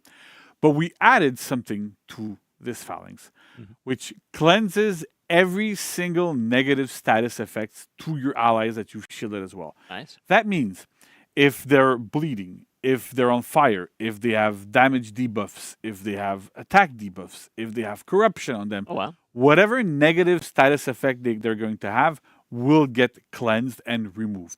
So it's one of those things where, you know what, like if you're fighting against a bunch of, there's a ton of warmongers, or there's people that are applying corruption, there's Lucia that does that as well, or you're in Breach and you're on Defenders and your king just got hit by corruption, you can pop this, remove the corruption from the king. So there's a lot of like super cool instances where it gives your team more survivability. It's a bit more indirect, but we want you to be able to go, you know what, like I want to wait to use it in the moment that's right. So then if my team is afflicted by a bunch of stuff, I can cleanse it, and it works really, really well. Gotcha. So that's the idea behind Centurion. I hope we're going to get a lot of good feedback. It's super interesting. I like the concept of like doing more Eagle Talon, right? Like it's the base of Centurion. It's what makes Centurion feel good. It's this big thing, right? Yeah. And so having a bit more synergy with this makes a lot of sense. Super good. In a Dominion setting. Nice. Very cool. Next up, we have Peacekeeper. So you might remember Peacekeeper. We did Peacekeeper a couple TGs ago. I don't remember exactly how many. Yeah. Well, we tried a bunch of stuff. So what we're doing with Peacekeeper is we're going to be adjusting the damage and like some of the numbers on two of your feats. Namely crossbow wound, right? So the feat is the same, but instead of dealing 5 direct damage plus 10 bleed, it deals 1 direct damage and 10 bleed. So wanted to reduce, it might not seem much with a 4 damage reduction here. There's a couple of things to keep in mind. First is if you deal less than 10 bleed, it's basically invisible on the life bar. So we kind of have to be at 10 bleed, like minimum-ish, so to have like a bit of an impact. And it has to deal 1 damage, otherwise we can't apply the bleed. So it kind of works like this, but again, it's a tier 1 feat, so we don't want it to deal too much damage. Bleed is already worse damage than regular damage because it can get cleansed, there's a bunch of that can happen. So because of this, like, it kind of helps, but it also benefits Peacekeeper quite a bit. As you know, Peacekeeper, whenever an opponent is bleeding, you get all sorts of cool stuff. Your lights get enhanced, your heavies, like your heavy finishers, your second heavy, and your zone attack all becoming unblockable. So there's a lot of good stuff that Peacekeeper benefits from with bleeding opponents. And so with this, you're able to bleed people, and it's not like a massive amount of damage externally, right? That was one of the major complaints that we've noticed, where 15 was too much on a rather short cooldown. So with this, like it deals 11 damage total if the entire bleed runs out. So it's not as big of a problem. Gotcha. Tier 2 bleed armor, fully unchanged. That one actually worked quite well. So if you hit a bleeding target, you get a defense buff. Again, kind of feeds into bleeding opponents. So that's good. Nice. Tier 3. So we have removed Deflect Expert. So we've tried Deflect Expert on Peacekeeper. It was interesting. Yeah. People kind of liked it, but then we did it on its own because it was always kind of the plan to try it on Peacekeeper. It kind of worked. And we're like, what are the effects if we apply this to everybody? Right. With the test that we're doing, it failed. It's okay. So now we're doing something different for this feat, right? Okay. So Sanguine Serrations is all your attacks apply bleed. So kind of like what you have with Sharpened Blades. But if you hit a bleeding target, you will reduce this feat's cooldown. So the idea is you pop Sanguine Serrations, you get like Sharpened Blades. Yeah. You start to, you go, you know what I mean? As Peacekeeper does. Yeah. As Peacekeeper does, and I know like people cap this, I'm going to get into like more. Get another GIF. I'm only doing this on purpose so I get gifts. I know. There's a plan. That's my whole plan. Plans and plans. Basically, Peacekeeper is going to end up bleeding people. Yeah. And then once that feat is on cooldown, every time you hit someone that's bleeding, it'll reduce the cooldown. So it's super interesting here because like you can really see that I can apply my feat 1, opponent's bleeding. Once I have my feat 3, or if I have something up, like if it's on cooldown, any hit that I hit when somebody is bleeding is going to refresh, like it's going to reduce the cooldown a little bit. So you can pop your feat 3 more often and more often and more often. Nice. And you can potentially have like almost not up all the time there, but it can reduce it quite enough that you end up having a lot of benefit and be able to reapply bleed constantly. So he's a bleeding machine, and that's how it works. So that's great. Nice. And then finally, Induced Fear. We wanted to keep Induced Fear. We find that it's a super interesting way of doing a permanent kind of defense debuff. Peacekeeper's damage is low generally on purpose because of all the bleeds, because of all that stuff. And it's a bit trickier to balance. But also, like, in group fights, she's good, but her only real tool is peeling. She has amazing peel, mind you. That's not even a question. But because she's kind of relegated to that aspect specifically, being able to reduce defense on your opponents is really good because it helps your entire team. Right. That being said, the 20% we had before was too high. We lowered it to 15. 15 is still sizable, but it's not as strong as 20%. And we'll see how that ends up being. It might need to get lower. It might need to get cranked up back a little bit higher. It might still be people don't like it, and that's fine. Yeah. We'll readjust, and we'll see how that goes accordingly. Sure. Nice. Then we go towards another hero that everybody loves. Shinobi. Actually, I love Shinobi. You love Shinobi. I love Shinobi. I kind of did the rework a long time ago. Yeah. I was in charge of it, and so people now, like, I'm ruining all my good reputation now. But essentially, Shinobi is having, has a feat that's still banned today, which is Shooting Stars. Right. That needed to change. So we did a bunch of changes to Shinobi to kind of readjust, but basically all of his feats are not necessarily new. So his first feat and his fourth feat are new. There's no more Shooting Stars specifically, and we're doing something else. So let's look at what it is, right? So tier 1, so Sickle Cloudburst. So every time you deal the third hit of Sickle Rain, you gain an attack buff. So this is interesting because optimal Shinobi play typically tends to be you do Sickle Rain, 2 hits, backflip, and then after that backflip, you have frame advantage against your opponent, so you can do your kickflip without your opponent being able to interrupt you. If you do the third hit, however, and you backflip into kickflip, you can be interrupted. Okay. So you have to make a choice when you have this feat as to, do I sacrifice my frame advantage for higher damage, or do I just go, you know what, I don't care. I want the frame advantage, or I already have the damage, so I don't really need it more. Right. And kind of having that aspect of choice into how many hits of Sickle Ring you're going to be doing. So that's the big idea here with this feat specifically, is giving you more choice, giving you more agency as a player, as Shinobi, and then sometimes you're actually going to want to do that third hit of Sickle Ring, which is amazing. Yeah, nice. Next up, feat 2, so Refined Nukekubi. It's Nukekubi, but instead of being tier 3, it's tier 2. So Nukekubi at tier 3 is a bit underwhelming, right? Like there's moments where it's super cool because you get, I got Nukekubi, I got infinite stamina, but then it's on tier 3, it's too late in the game, there's better tier 3s, and it's always a bit of a downer to kind of get there, and it's like, it feels like a wasted slot. Yeah. It's great because like in some maps, like in Temple Garden, for example, right? The minion lane is really compact, so you can get into there and just do a zone attack and just slam his back. So it's great for farming a minion lane. But at tier 3, again, it's a little bit too late. It's a bit complicated to use, and there's better choices. So we decided to go, you know what? Like, it probably will work as a tier 2 feat, so we put it as a tier 2. Nice. Tier 3 is Yamauba. Still Yamauba. Shinobi is the only hero with Yamauba, so we don't really need to do a name change. But it's now a tier 3 feat instead of a tier 4. Again, at tier 4, there's better choices. There's a lot of different things that can happen. So having Yamauba at tier 3 instead of tier 4 gives Shinobi that survivability.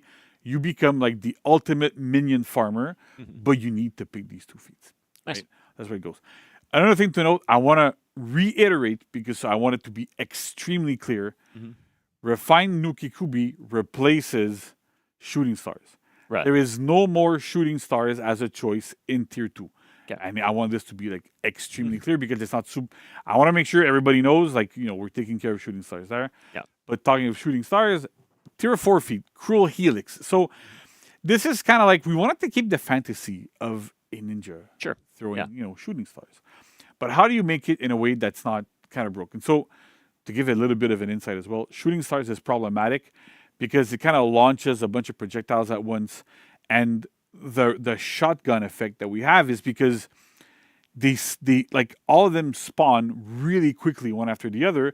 And when somebody gets really close to you from a guard break or from some different situations, they end up spawning inside your opponent. And so that kind of creates that shotgun effect that we kind of see.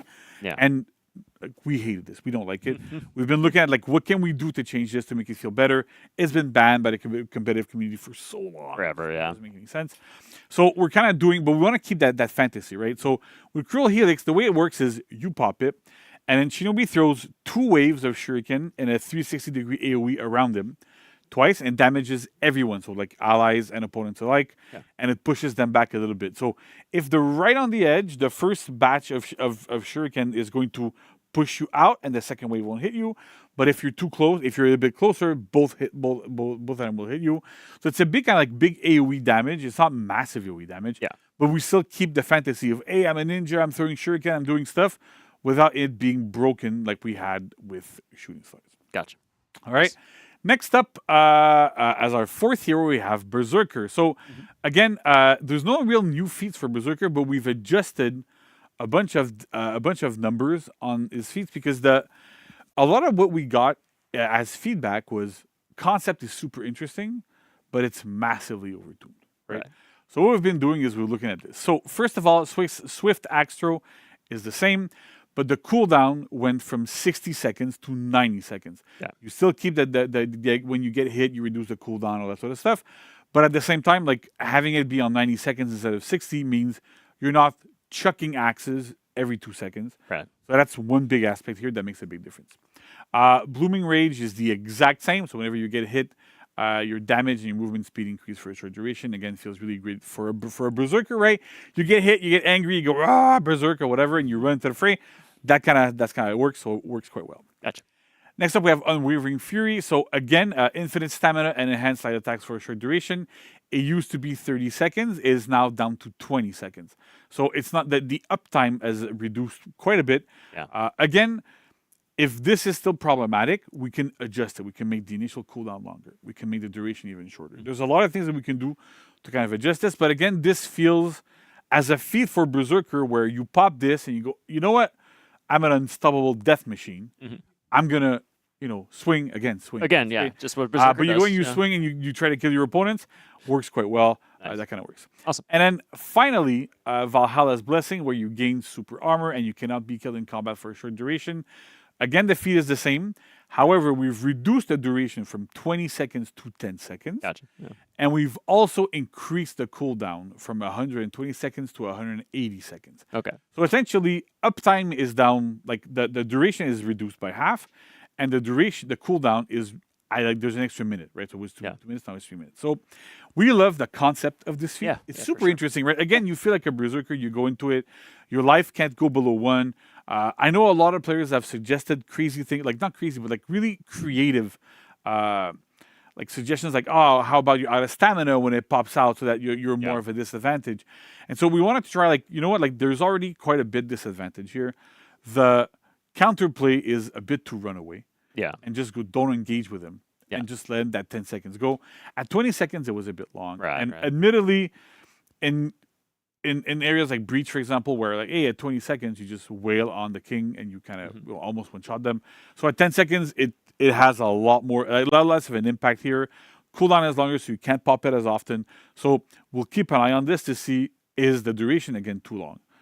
Do we need to do anything else? Do we need to increase the cooldown? What do we need to do to make this feel a little bit better so that it doesn't go like, you know what, this is crazy overpowered and it doesn't feel fun.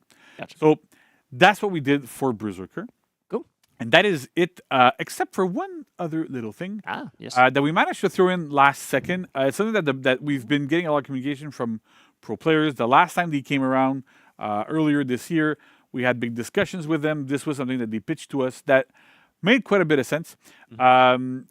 It's with the anti-gang changes, right? So when right now, like on live right now, what happens with the anti-gang changes in the game in general is that whenever you would receive revenge, you gain the amount of revenge you would get pre damage modifiers. Right. So that means if I were to hit you when a attack that deals 20, I would feel you 20 to revenge. Right. However, if I had a 20% damage increase, I would deal 24 to you, but feed only 20 revenge. Yeah. The opposite is also true. If you have a 20% damage reduction on yourself and I hit you with a damage that deals 20, I feed 20 damage to you, I feel 20 revenge to you, but you end up taking only 14 damage, right? So it's kind of a two-pronged thing where revenge kind of like is really, really, really good when you have damage reduction because you gain more revenge, and it's bad when you have when these types of situations don't really happen. So with this, what we're doing now is that revenge is now generated based on the amount of damage you deal post damage reduction and damage modifiers. So in the previous example, if you have damage reduction, and like for 20%, I hit you for 20, I feed you 14, not 20.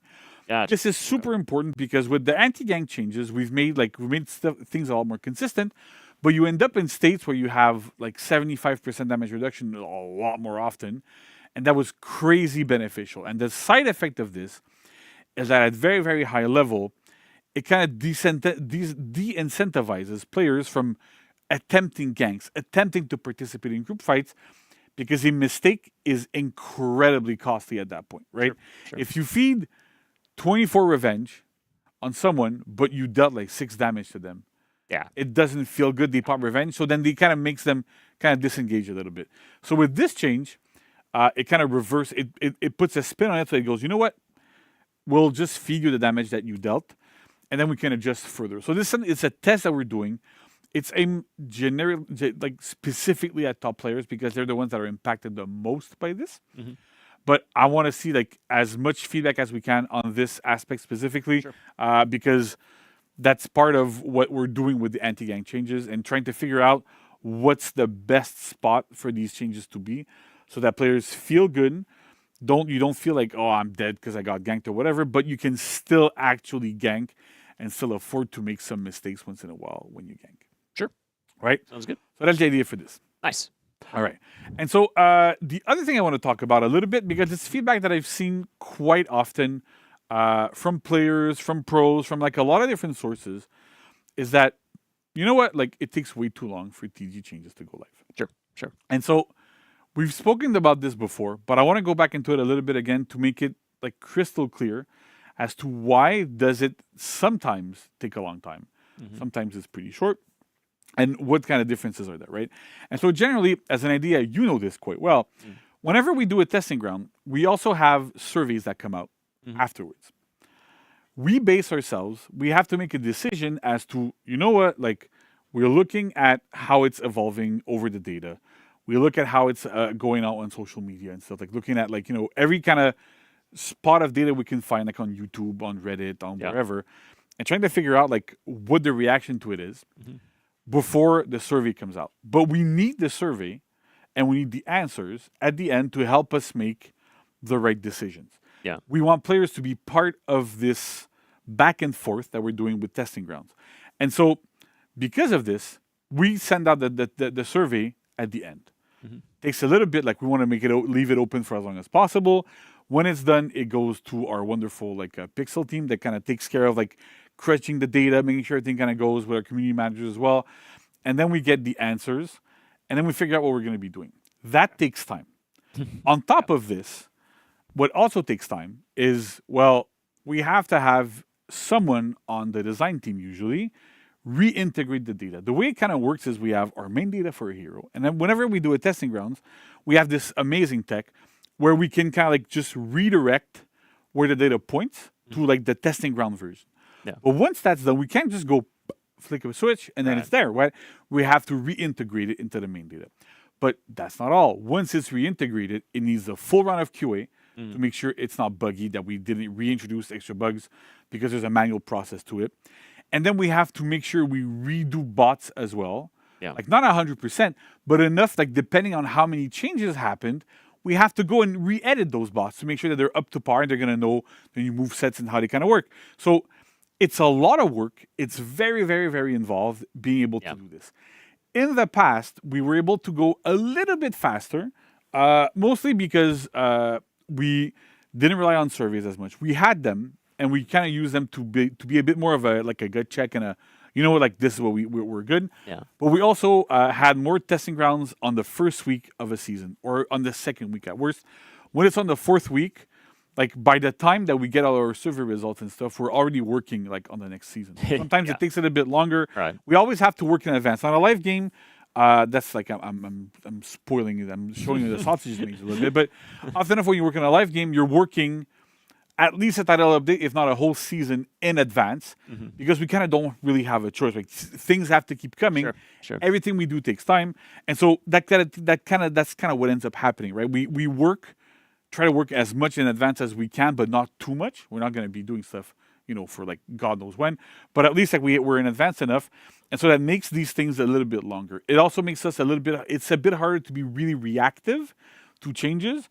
That's why sometimes like it takes a little bit longer for these things to happen. Yeah. Because like we have to have a window to be able to push a live patch and to go with like, you know, this is a major issue. So we have like a little bit of windows. You know this quite well because you were in that position for a while. Yeah. So the gist of it is, if we want to make sure that we deliver testing grounds in the fastest manner possible, but also the highest quality possible for the results, we need to take our time a little bit more. So that's why it takes a bit more time to have testing grounds. Sure. I know also players would like us to do way more testing grounds and almost have one every week and all that sort of stuff. You know it as well as I do. Setting up a testing ground is not trivial. No. There's a lot of stuff that goes into it. We have to agree on what the changes are going to be. What are we going to be doing? Set up a bunch of little data points to go, you know what, like when it's this moment in the season, you switch to this event happens, these things happen. It's a lot of work. It's a lot of overhead for a lot of these things. So that's why we kind of focus on having maximum one per season. We've done two, but it's super rare. Like max one per season, so that it gives us enough time to reintegrate, look at the data, do all that sort of stuff, but also to prep them properly. And so, yes, we would all I know everyone on the dev team would love to have testing grounds. All the designers would love to have like way more testing grounds to test out all the crazy ideas they have, because they do, and they're super creative. They're all amazing designers, but there's a limit to how much we can push and how many things we can do with the resources that we have and the time that we have. So I wanted to make sure that was super clear. That being said, sometimes there's exceptions. Okay. In the slides that I've shown previously, there's the revenge change. That what's interesting with that one is that it's a code change. We, even though like in data we have access to go, you know what, this attack deals X amount of that, X amount of revenge, we don't have access previous, like because it can't be in the data to go, you know what, like this deals this, but if there's damage reduction, it deals that or that, it would make no sense. So that's a code change. But because it's a code change for the testing ground specifically, it is possible for us to just almost literally flip a switch and have it live extremely quickly, because it's already in the code and there's very little that needs to be done on the code side to be able to have it enabled permanently. So if the revenge change is super well appreciated, players love it, and we're good, we can talk to our amazing programming team and our events team and go, you know what, like make sure this is just on permanently everywhere and we're good to go.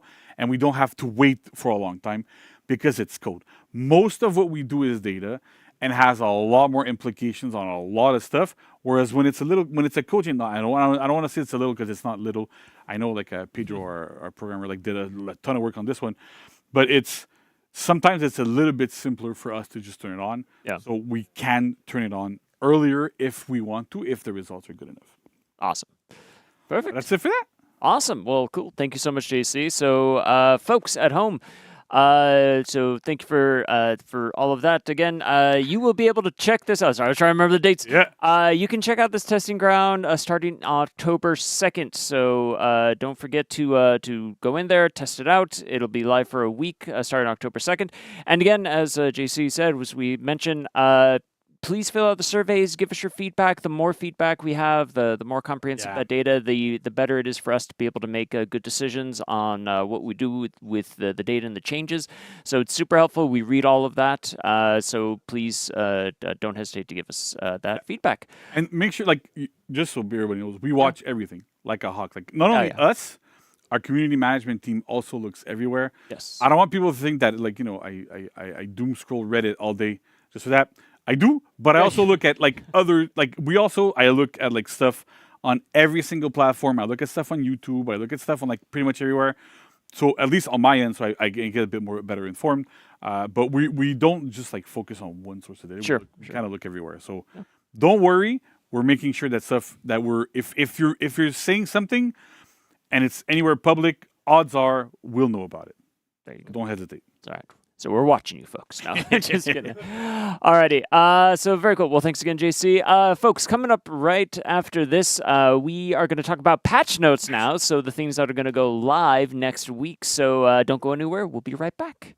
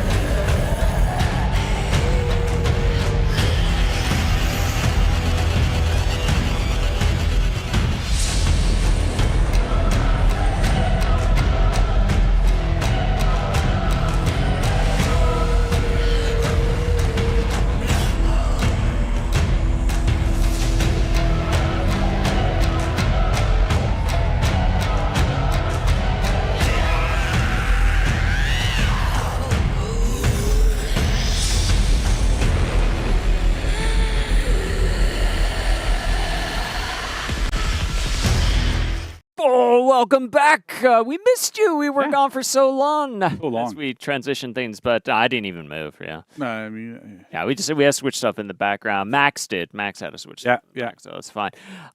We did the entire set. This is true. Yeah, I came in, just dusted everything off. We adjusted our kazoos a little bit. There we go. All good. Actually, that's going to really hit my. That's better. Okay. All right. There you go. I don't know why I did that. Anyway, folks, welcome back. We're here to talk about patch notes. And JC, thank you for staying here to talk about patch notes. Yes, let's talk about patch notes because there's things to talk about in patch notes. There are notes for the patch notes. There's notes just from the patches. So first things first, because it won't be in a slide. Well, first thing first, there's a couple of things. Change number one, that's more of a bug fix. There's two changes that are bug fixes on Virtuosa specifically. All right. So that bug where she was able to evade minions and repose people is gone. Fixed. There you go.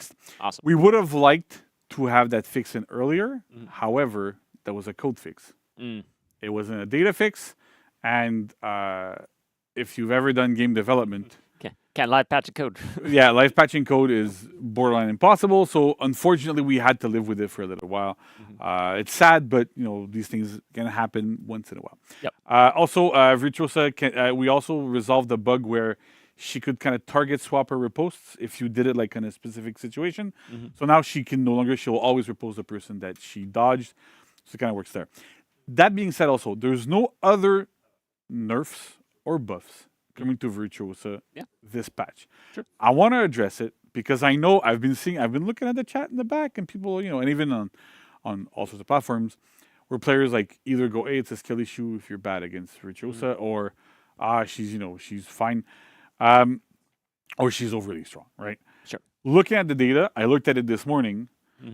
Since she launched, she's sitting at a super comfortable 50% win rate, like flush 50% across all skill levels, everywhere. So that's almost exactly what we're looking for, isn't it? Right? So we're going to keep an eye on the hero regardless, because I know, and we, like, all the team knows that there's frustrations with the hero. There's some things that that are, like, difficult to deal with and that sort of stuff. So we're keeping an eye on her. I don't want to commit to anything because I don't know, honestly, what we're going to be doing with the hero. We want to gather a little bit more data, get a bit more stuff. I'll let her out in the wild If for a bit. she ends up, and it's one of those things that often happens, right? When you release a hero and then they're just like, their win rate shoots up like crazy on the first week. Then it settles back down. Then it lands at like 45, and then it keeps like going up and down as players play the hero a little bit more and kind of discover things. So for the moment, like for this specific patch, we're fixing at least those bugs. So those were responsible for a lot of frustration, 100%. But I want to make sure that, like, don't expect more Virtuosa changes for this exact moment. Gotcha. Right? Awesome. So not that people are like crying in the stream or rejoicing. I don't know. Sure. The other change that is not in here, both. but that's in the patch notes, like on our website, is that you remember, right? When you're playing and you go into a quick play, or you play and you switch and you go, oh, I want to play PVI today. I want to do this. I want to do that. Yeah. But then you always have to redo it. Yeah. Yeah, not anymore. Oh, okay. So that's great. So those settings are kept between like sessions and stuff now, so that if you set it once and you want to go back into quick play, it should be keeping the same settings you had before, so you don't have and refuddle with these things again. So it kind of defeated the purpose of quick play. So now it works properly as intended. So I'm super happy about that. Awesome, good change. All right, so then let's go into hero specific stuff. Aramusha. So Aramusha is overperforming a little bit because essentially his heavies deal a bit more damage since the change we've done. So his chain heavy attack deals 26 damage in all three stances, down from 30 on the side, 30 on top, and 30 and 27 on sides and top. Let's just read it like that, because my brain is fried today. So. All that cool stuff. 200 warriors then. There's 200 warriors then, cross progression, all sorts of crazy things happening. So it's great, but I can still kind of not fail at reading. I think it's okay. It probably works, right? So basically, So Aramusha's chain heavies will deal 26. With the extra 4 movement that we gave him, better trajectories overall and everything, they were a little bit too strong. Same for the heavy finishers that used to deal 31, they now deal 29. It might not seem like much for a 2 damage difference, but again, it makes a big difference in functionality for the hero, right? You're not overdosing on the damage. It kind of works well there. Again, we'll keep an eye on it. If it ends up being too strong still, we can still adjust it and we'll be in a good spot. Perfect. Next up, we have Shigoki. So Shigoki's been suffering a little bit from the previous change that we did, where headbutts can no longer chain into his heavy finishers. Heavy finishers, right? And so that kind of hurt Shigoki a little bit, even though his win rate in duels is still really high, super high. Yeah. But we do recognize that this was a bit problematic. It was kind of like it felt bad. So partially, one of the big reasons for it actually is that the risk-reward situation here was kind of bad, right? The headbutt didn't deal enough damage to warrant using it. We didn't want it to chain to lights because then it creates like other kinds of situations, because then you should be able to change your heavies, and then with armor it kind of creates all those sorts of issues. We don't want to make it so that the armor also kicks in later, because then it affects this chain one and then it feels bad. So to adjust a bit the risk reward here, we're making it deal 12 damage, which is kind of a lot more in line with what generally these attacks do. And the stamina cost also got lowered to 15. So generally when you do a front dodge bash, you're going to pay 15 to 20. Then you have to throw a light. That's going to cost you an extra 9. So you already paid you basically paid almost double from what you're going to pay now for that front dodge headbutt. So it makes it a lot better. It's more enticing to throw. It's a better move to use. And you're rewarded a little bit better, while still having the drawbacks, because it still felt like, even though when you're playing Shoki, you're super happy, right? I'm going to do a front dodge headbutt, and then trade with armor. It was really hard to deal with unless you had dodge bashes. So with this, it does, but it felt terrible to play against. Yeah. Right. So with this, it should help it make it a little bit better on the Shigoki side, while not overly frustrating when you're playing against the Shigoki. Perfect. All right. We also have Gladiator, right? So we did a little bit of an experiment on Pirate, where our front dodge heavy and our skewers, or not our skewer. Walk the plank. I have a slightly smaller parry window. Extremely successful, especially at high level. Right? At lower level, nothing has really changed. It's still the same as it always was, but on the reactability scale, it's way better. And when we had players come in for a little bit of a workshop and stuff earlier this year, we had a talk with Blitz and with Bean and with these guys, and they're like, yeah, it's a lot harder to react to now, like almost impossible, which is great. Yeah. And so on Gladiator, one of his cornerstones is Skewer. Right. Now, Skewer was also known as one of the most reactable unblockables in the game because of the way the animation is done. With the Power Window 166, we're looking to see, does this impact Skewer? Skewer is super strong, deals a ton of bleed damage. You can use it in a bunch of different situations. So I'll be curious to see how this pans out for Gladiator specifically, but it should be a good change. And I know that generally Skewer was reactable for players that are not reaction monsters. So this should also really help players with Gladiator in this instance specifically. Awesome. Should be good. Then we have Shinobi. So Sickle Rain, small buff to Sickle Rain. It generates 30 revenge down from 55. Again, that was kind of how it worked. We had to increase the revenge on Sickle Rain to make sure to handle some of the outlier ganks that we had before and that were problematic. And yeah, I think that's it, right, for patch notes? Yeah, okay. That's about. That's it, right? Yeah, So, I mean, it's already, we got cross progression. There's a bunch of stuff going on. So it's just, hero skin. I feel like, did you mention something last Warriors Den though? Like, was there something else? Like I told you, like my brain is pretty fried, and I was laughing so hard with Larry. And Sure. I think there was something. Was there something? What was it? I mean, there's no other heroes I think that really needed like anything else major. No way. I think everything's pretty good and balanced. I think like everybody has a roll catcher now, right? Yeah. If I'm looking at my notes, I think 36, right? 36 roll catchers. Wait, but didn't we have like a trivia earlier? Oh yeah. Didn't it say we have 37? We have 37 heroes. So was didn't you say 36 just now? Yeah. So who's missing? Either you can't count, which I don't think is the case, or somebody's missing. I don't know. Maybe we're missing someone. Maybe we're missing somebody. I think we should try to praise the sun and Raw a little bit. Yeah. And then we can see like what happens there, right? Oh, what do we got? Okay, let's see. All right, community, ready for this? Rah.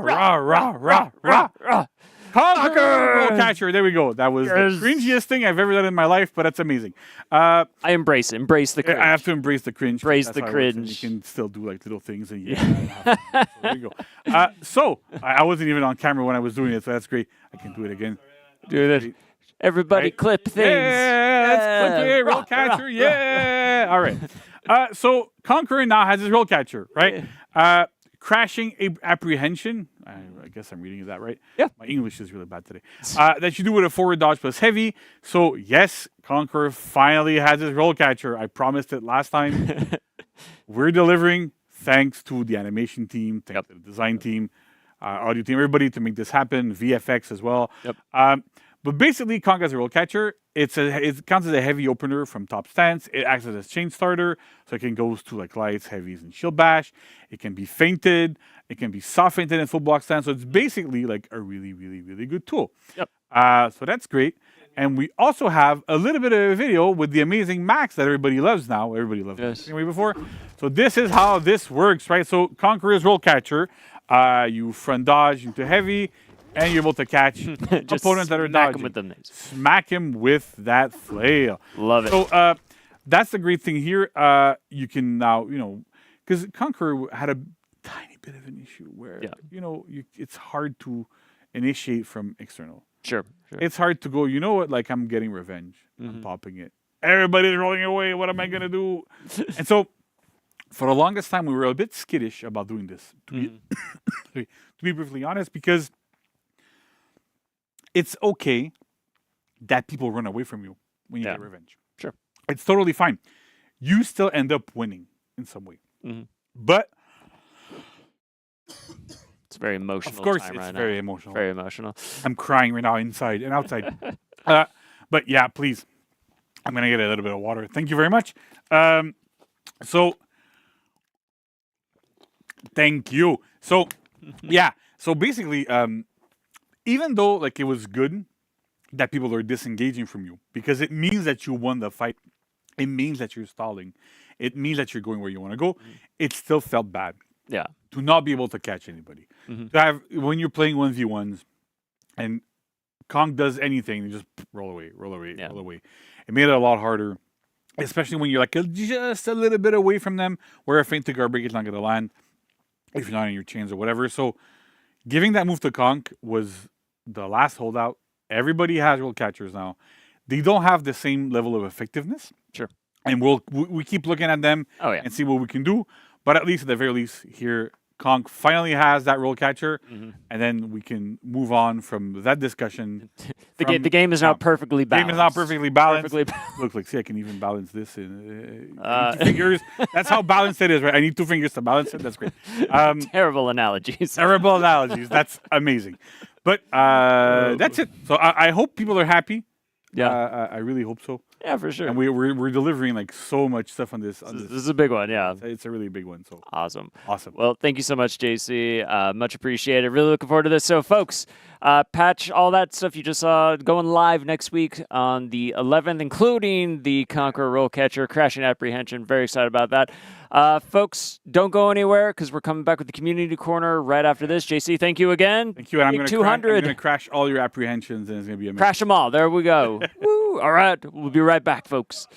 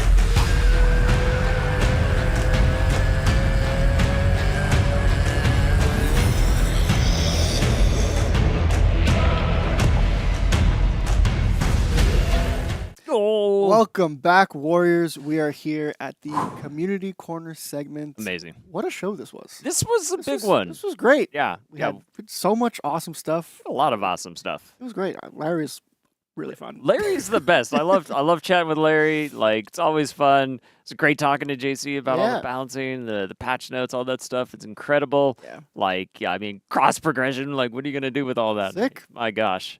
What a celebration. Yeah. But yeah, I mean, I guess before, I mean, we're already starting to list things off, but like we have a list, right? Like, so Anthony, like, what's our full list? Let's take a look at what we looked at today. So we've got our new hero skin coming, Lady Sayori, with going to be 25k steel. It's coming next week on September 11th. We got a new battle pass, of course. I love this key art. By the way. It's so good. It's so cool. So good. Got our legacy pass as well from Year 5 Season 3. We have our Bitter End game mode, time limited game mode with the free event pass Nightmare's Dawn from September 11th to October 2nd. We've got some Hero Fest for Centurion, Jengjun, and Orochi. Nice. We've got some armor variations for the Samurai, which these look stunning. These are so cool. Very good. We've got our testing grounds, which we just covered, which will be coming October 2nd. And the balance patch that we just talked about. Yep. With the roll catcher. With the roll catcher. Heck yeah. It's so good. We're excited with this. Folks, and we've also got some content of the week coming your way. So starting today, September 4th, We have a unique execution for Nobushi, the futile footrest. Very fun. Ah, so good. It's very good. I love that one. On top of that, so that'll be available for 7K Steel. And starting next week on September 11th, we have a new emote, the Shamisen song. So just like in our landing page there with Lady Saori, you too can play the Shamisen. I think this one's infinite too. This one just goes. Yeah, he just plays. Yeah. Just 10K Steel. You can just play the Shamisen all day. Yeah. Never hurt your fingers. It's great. We also have a new execution, the Battering Through for 10K Steel. Does it ledge? Let's see.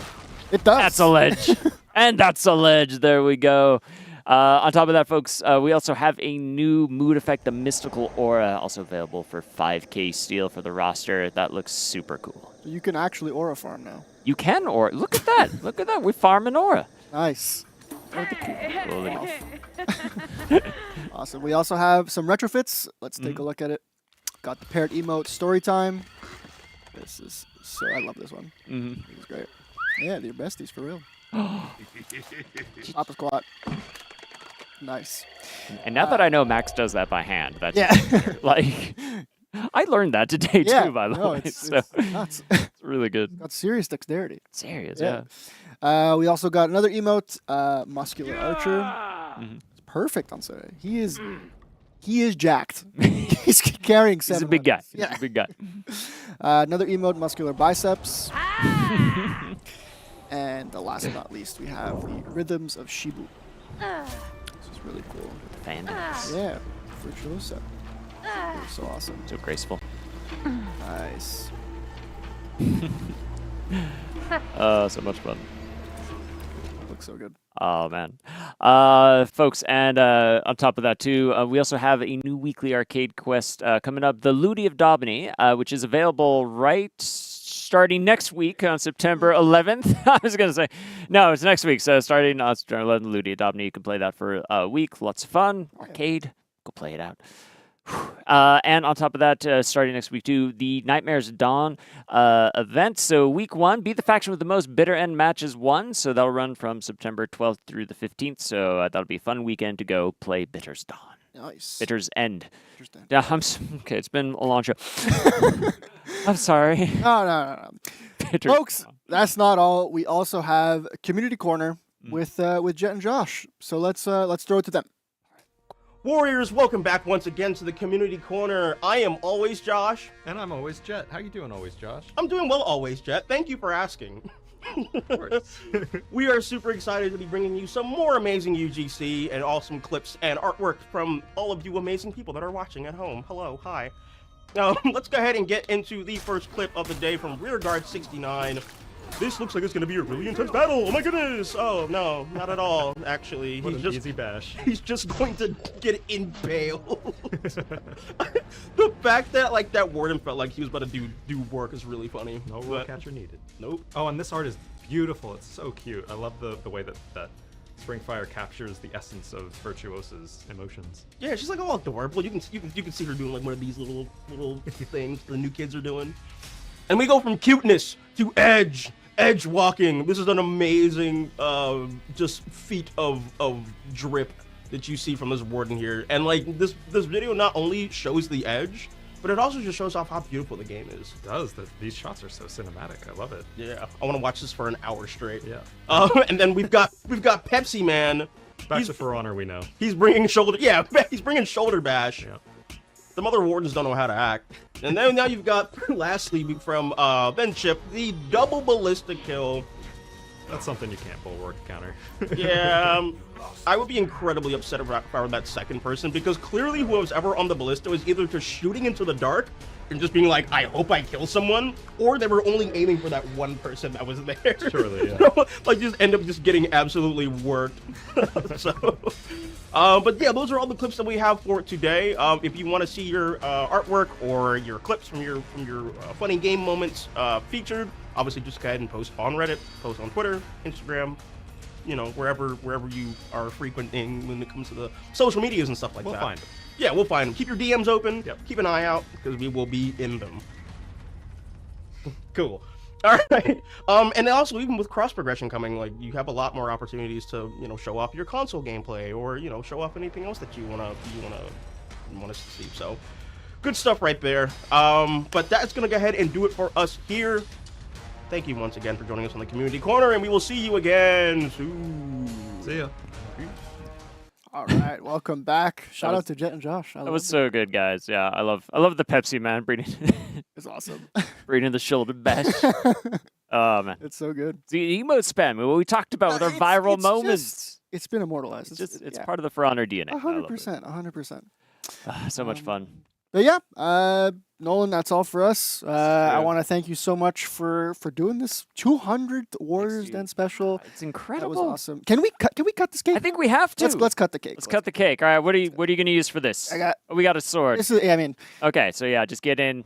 I'm gonna cut it. Like we're gonna kind of pretend this is Larry here. You know, this is gonna become a new execution one day. We love you, Larry. All right.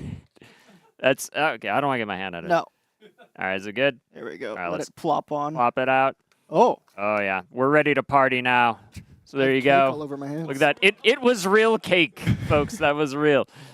So, show it to the camera. There we go. No, this is a piece hanging. It's the fondant. I'm sorry. There we go.